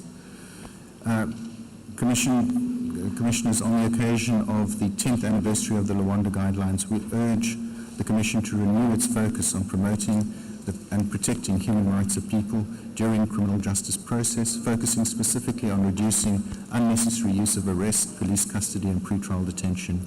In particular, we encourage the Commission to remind African states of their obligations under the Charter and as interpreted by the Luanda Guidelines to reduce the number of unnecessary and arbitrary arrests and to protect persons who are under arrest from human rights abuses in police custody, to ensure police custody is an exceptional measure of last resort, to establish and implement effective alternatives to pretrial detention and ensure regular review of case files for individuals who are subject to remand orders, to promote regular and independent monitoring of police cells and prisons to ensure that prompt access to legal assistance services are available to all persons in conflict with the law, and to provide regular, accurate and disaggregated data to the African Commission on the number of persons held in pretrial detention and the prison occupancy levels. Thank you, sir. Thank you very much for that important submission regarding the Luanda Guidelines and the issues of overcrowding and its consequences and the data that has been provided in that respect. The overcrowding is not just a problem relating to access to justice, but it has many other consequences for many other rights of those who are held in custody for a prolonged period of time, and underscoring also the need for reform in the justice sector. We thank you for that. The next one is Dignity International. This is the NGO with observer status 422. Do we have the representative of Dignity International? Please proceed. You have five minutes. Thank you, Mr. Vice Chair. This is a joint statement between Dignity and the Committee for Justice. We speak today to address the escalating human rights situation in Egypt, especially in the light of the recent amendments to the criminal procedure law, which threaten to stifle fundamental freedoms. Can you speak a bit louder and closer to the mic? Of course. Thank you. Which threaten to stifle fundamental freedoms and worsen the already repressive environment for human rights in Egypt. The draft amendments to the criminal procedure law intend to replace law number 150 of 1950, contain articles that further erode the principles of justice and accountability. These amendments expand the powers of law enforcement, the prosecution, and the judiciary, allowing for prolonged pretrial detention without due process. They also broaden the scope of offenses that can be prosecuted under vague. Interpreters, can you please check whether interpretation services are working?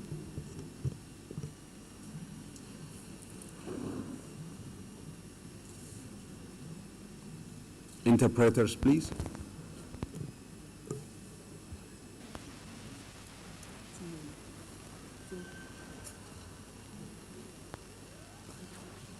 Should I repeat?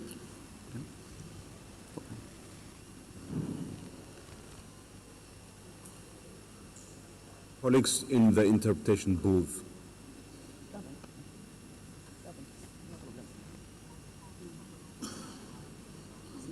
Can somebody signal whether all is okay? We can proceed? Okay, please. Okay, thank you. These provisions will affect human rights defenders, journalists, political opponents critical of the government, as well as the rights of lawyers and victims seeking justice, further entrenching a system that stifles dissent and hinders access to fair representation. Sorry, you are speaking too fast for interpreters to catch what you are saying.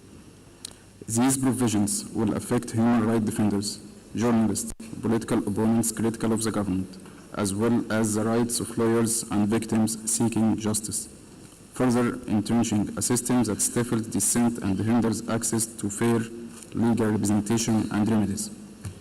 In practice, the new law will legalize practices that violate international and regional human rights standards, including arbitrary detention, torture, and the denial of fair trial rights. This is not only a violation of Egypt's obligation under the African Charter on Human and People's Rights, but also a clear statement that the Egyptian authorities are preferring the suppression of dissent over the rule of law. We call on the African Commission to urge Egypt to withdraw these regressive measures and reconsider the draft amendments to the criminal procedure law. The legal framework in Egypt should be reformed in a way that upholds the principles of justice, equality, and the human rights, rather than further entrenching a system of repression and fear. And I thank you. Thank you for making that submission within the time. We take note of your point regarding the amendment that is around the criminal procedure law in Egypt and its potential impact on protection of human rights.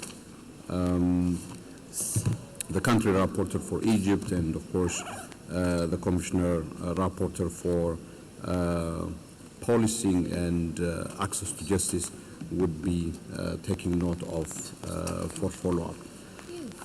Thank you for that.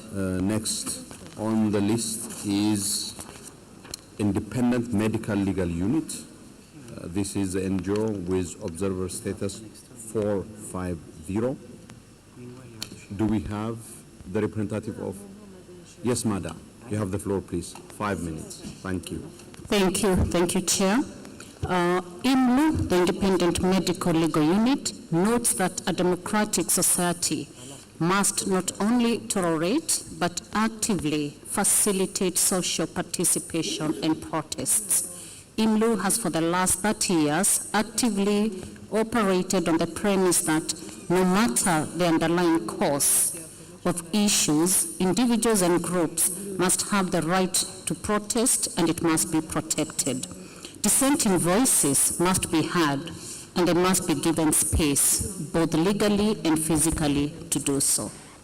Kenya's experience with policing dissent has been challenging, evolving from the days of multi-party, from single-party state to the current multi-party democracy. But even with this, even with the 14-year-old constitution, that guarantees freedom of assembly under Article 37, recent events, and most recently in 2023 and 2024, have raised serious concerns. The proposed Assembly and Demonstration Bill 2024 seems less about managing public order, but more about expanding police powers to suppress dissent and curb democratic freedoms. We raised several issues around policing dissent, one being the restrictive legislation as a tool of control. The Assembly and Demonstrations Bill 2024 exemplifies how the state is using restrictive legislation to control public protests. The bill introduces a burdensome notification regime, remains silent on the use of lethal and lethal weapons, and criminalizes the organization of assemblies. Moreover, it grants law enforcement officers excessive discretion to the conditions for assemblies, enabling arbitrary restrictions that undermine the right to peaceful protests. This approach contradicts international standards. Targeting journalists and suppressing information. During the protests in 2023 and 2024, journalists were deliberately targeted, harassed, injured while covering events, infringing on the rights to freedom of association, assembly, and the right to information. Heightened surveillance and criminalization of civil society. The government has escalated its surveillance measures, targeting human rights defenders, civil society organizations, and even ordinary citizens. This includes profiling, criminalization, harassment, and alleged use of foreign security personnel, plainclothes officers, and unmarked police vehicles. Such tactics violate the International Covenant on the Civil and Political Rights, particularly Article 17. Use of excessive force and concealment of facts. We have seen a consistent pattern of excessive force, including the use of live ammunition, unlawful detentions, and even forced disappearances of protest participants and organizers. In several cases, the deaths of protesters have been falsely recorded as traffic accidents despite clear evidence of bullet wounds. Blatant disregard to the rule of law, where the government continues to disregard court orders, has been seen in the recent past. Our call to action, Mr. Chairperson, is that given these concerning developments, decisive steps to advocate for the protection of fundamental rights in Kenya and end the policing dissent should include: 1, challenge the Assembly and Demonstrations Bill that has been currently put into Parliament. 2, establish clear guidelines for the use of force. The government should implement transparent guidelines on the use of force by law enforcement officers, ensuring compliance with the principles of necessity, proportionality, and accountability. Protect journalists and human rights defenders, end surveillance and intimidation tactics, and most importantly, ensure accountability for human rights violations. We call for independent, impartial investigations into all allegations of excessive force, disappearances, and other human rights abuses as required by international standards. I thank you.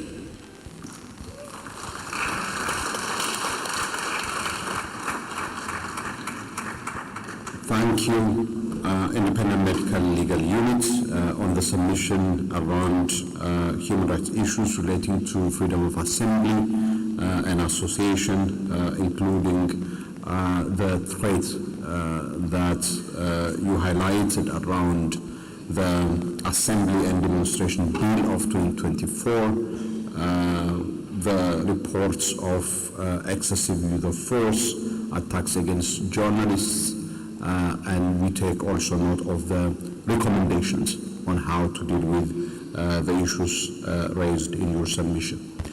Next on the list is the Uganda Association of Women Lawyers, FIDA Uganda. This is the NGO with observer status 453. Do we have the representative of? Yes. Yes, madam. You have the floor, please. Yes. 5 minutes. Right. Honorable Chairperson in absentia, commissioners and distinguished delegates, FIDA Uganda, also known as the Uganda Association of Women Lawyers, is honored to address this ordinary session of the African Commission on Human and People's Rights on a critical and deeply concerning issue in Uganda, that is the rising rates of teenage pregnancies and the urgent need for social protection for adolescent mothers. I must state that FIDA Uganda is making 50 years this year and has worked on this work on women's rights for the last 50 years. In Uganda, teenage pregnancies are persistent and a growing challenge. According to the Uganda Demographic and Health Survey, 25% of girls aged 15 to 19 have either been pregnant or are either mothers. The teenage pregnancy rate stands at 24%, the highest among the countries in the East African sub-region. Of the girls who became pregnant, 97% of them dropped out of school. These figures have been exacerbated by recent crises, including the COVID-19 pandemic, which saw an increase in early pregnancies due to school closures, economic distress, and the heightened vulnerability of girls to sexual exploitation and abuse. Teenage pregnancies have devastating consequences, particularly for adolescent girls and teenage mothers. Many are forced to drop out of school, limiting their access to education and future economic opportunities. The girls also face stigma, discrimination, and isolation from their communities, which further entrenches them in cycles of poverty. Moreover, adolescent mothers face heightened risks to their health and well-being due to limited access to maternal health services and information. Globally, births among girls 15 to 19 years have fallen around 1/3 since 2000, yet Uganda's adolescent pregnancy rates remain alarmingly high. This is particularly concerning because teenage girls continue to face numerous barriers in accessing health care. In 69 countries, including Uganda, 1/4 of women are still unable to make their own health care decisions, and nearly 1 in 10 women lack the choice in using contraception. These statistics illustrate the barriers adolescent mothers in Uganda face in accessing comprehensive reproductive health services. While Uganda has made strides such as the introduction of the re-entry policy, the revised guidelines on prevention and management of teenage pregnancy in school settings introduced in 2010 to enable pregnant girls and adolescent mothers to return to school. Significant gaps remain in the social protection system for these young mothers, in particular the lack of a robust implementation of existing policies, coupled with insufficient access to health and education services, places these girls at severe disadvantage. In addition to the re-entry policy, Uganda has also launched the National Strategy to End Child Marriage and Teenage Pregnancy, aimed at addressing the underlying causes of child marriage and teenage pregnancy, such as poverty, gender inequality, and lack of access to education. While this strategy demonstrates Uganda's commitment to ending these harmful practices, it requires stronger enforcement and broader implementation, particularly in rural areas where child marriage rates remain high. The strategy objectives of prevention, protecting, and provision of services for girls affected by child marriage must fully be realized to safeguard the future of adolescent girls in Uganda. Also, while Uganda has made strides in advancing to protect the rights of women and girls, significant gaps remain in addressing the specific needs of teenage mothers. It is within this context that we call upon the African Commission and the Ugandan government to urgently prioritize social protection measures that will safeguard the future of these girls. In particular, we recommend the following actions.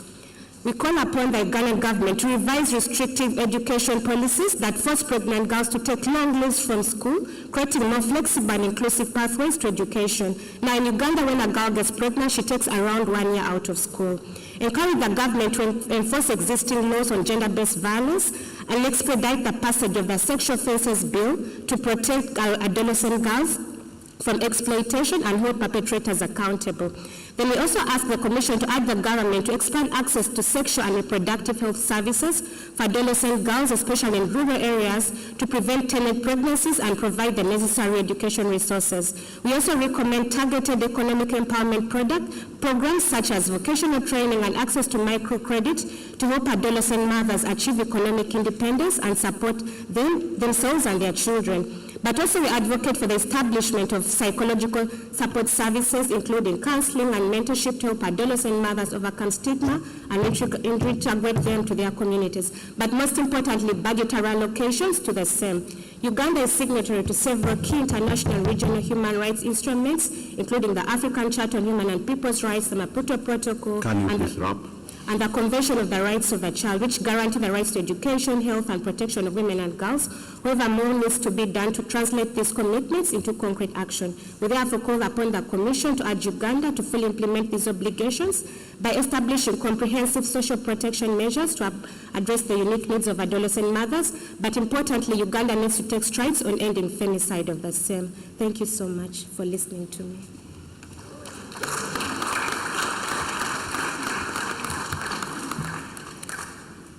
Thank you for your submission, the Uganda Association of Women Lawyers, regarding the statistics around teenage pregnancy and the implications of that for adolescent girls in terms of their rights and the reference that have been made, particularly with respect to the need for facilitating access to health care, including sexual and reproductive health rights services. This is well noted, and we take note also of the reference to the Uganda strategy on preventing teenage pregnancy and early child marriage. We thank you for your submission once again. Next on the list is Article 19. This is the NGO with observer status 6-6. Okay, thank you, Commissioner. Honorable Chairperson, Secretary to the Commission, Commissioners, and distinguished delegates, my name is Janet Bam, and it is my pleasure to make this statement on behalf of Article 19, Senegal and West Africa. For over 37 years, Article 19 has committed to promoting a world where everyone can freely express themselves and participate in public life without discrimination. We defend freedom of expression and the right to access information and advocate for embedding human rights in digital technology development. We work around the world and have 3 Africa offices in Tunisia covering North Africa, Kenya for East Africa, and Senegal for West Africa. And over the recent months, we have observed an alarming increase in human rights violations in the Sahel and West African states, targeting journalists, activists, human rights defenders, and citizens who exercise their fundamental right to free expression online and offline. In the Gambia, journalist Musa Sharif of The Voice is being prosecuted under outdated laws aimed at silencing dissent. In addition to more than 5 documented cases of judicial prosecution of media, at the moment, there is a proposed cybercrime law threatening to further stifle free speech. The law's provisions, among other restrictions, include criminal liability for media organizations and their leadership, potentially targeting journalists and civil society for online publication. In Senegal, there is worrying trend of using disinformation, defamation, and press libel laws to target journalists, activists, and political figures. In the last 6 months, 8 cases have been documented highlighting a pattern of criminalizing dissent and silencing criticism through legal means. 2 journalists were assaulted in October, and financial pressure on the media threatens free speech. 5 internet shutdowns since 2021 and over 60 deaths from crackdowns between 2021 and 2024, and yet no investigations to bring people accountable for these ills. In Mali, the civic space remains highly restrictive, and the High Authority of Communication has suspended media outlets for broadcasting content deemed defamatory or supportive of terrorism. The situation is the same in Burkina Faso, where journalists are pressured into patriotic reporting, and in Guinea, where the situation has been a severe media crackdown.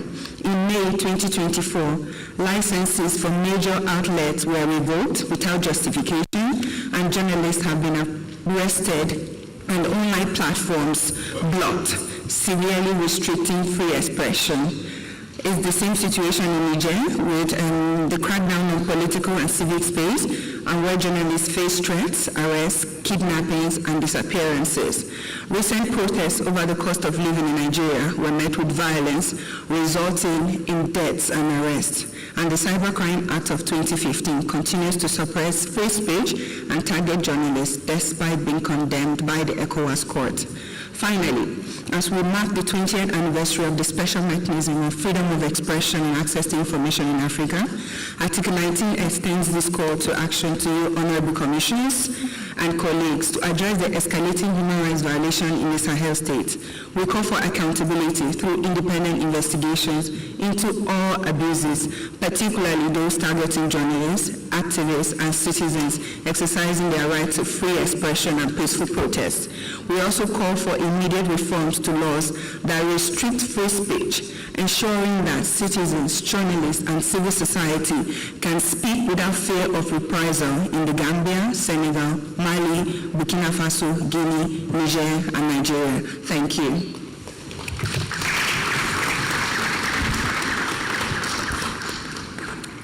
Thank you, Article 19, for highlighting some human rights conditions relating to particularly journalists in the Gambia, in Mali, Burkina Faso, Guinea, Senegal, as well as Nigeria.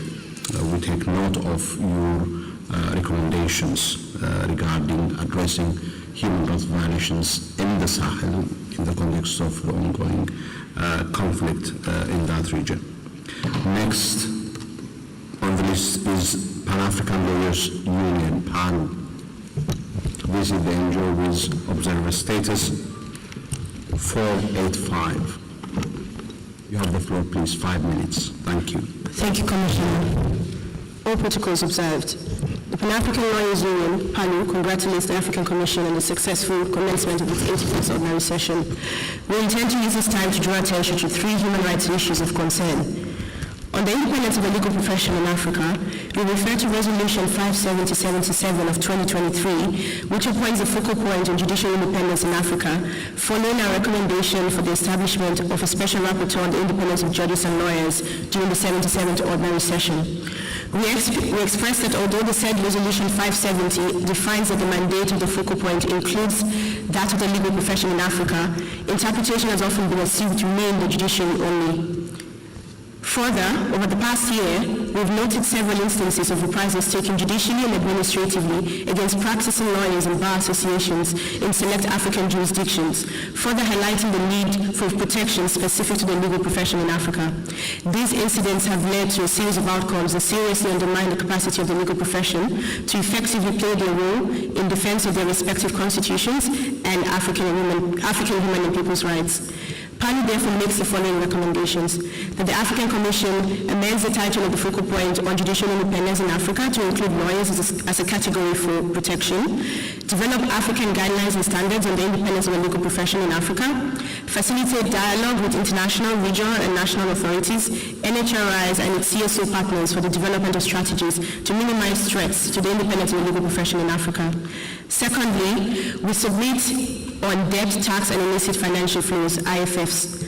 The scourge of IFFs entail revenue losses for African states. The 2020 UN CITAD report revealed that Africa has lost $86.9 billion USD through IFFs. This is more than what the continent is receiving in direct foreign investment and aid, thus making us a net creditor to the world.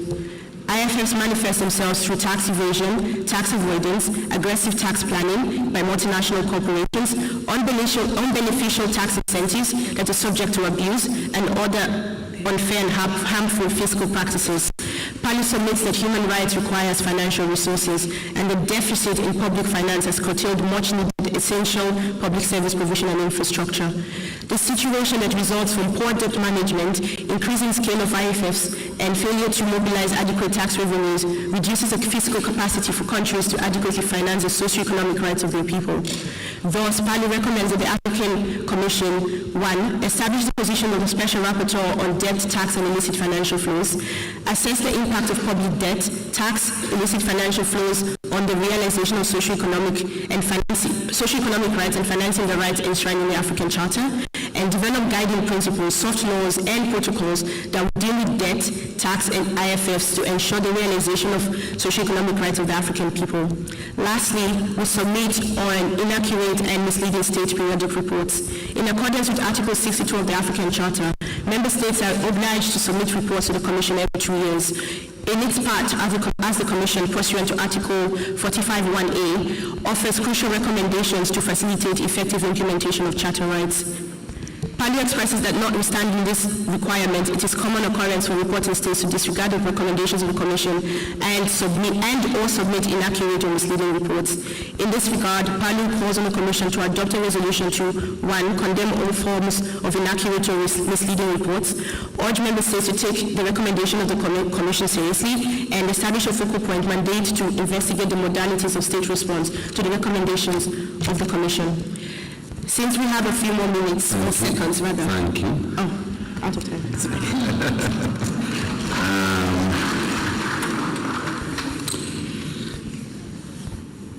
We take note of the issues you raised around the legal profession and the important role that the legal profession plays in advancing the Code of Human Rights as provided for in the African Charter of Human and People's Rights and related instruments.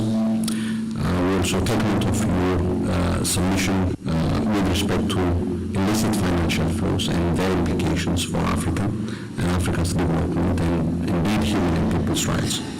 I'm sure you also know that the African Commission on Human and People's Rights, particularly through the working group on extractive industries, has been seized with this issue and it has been actively engaged, among others, through a panel discussion that was dedicated exclusively to this issue, also covered in my activity report last year in a thematic report, as well as subsequently in our support at the working group to the initiative at the international level to address illicit financial flows as they relate in particular to the development of tax cooperation convention at the level of the United Nations.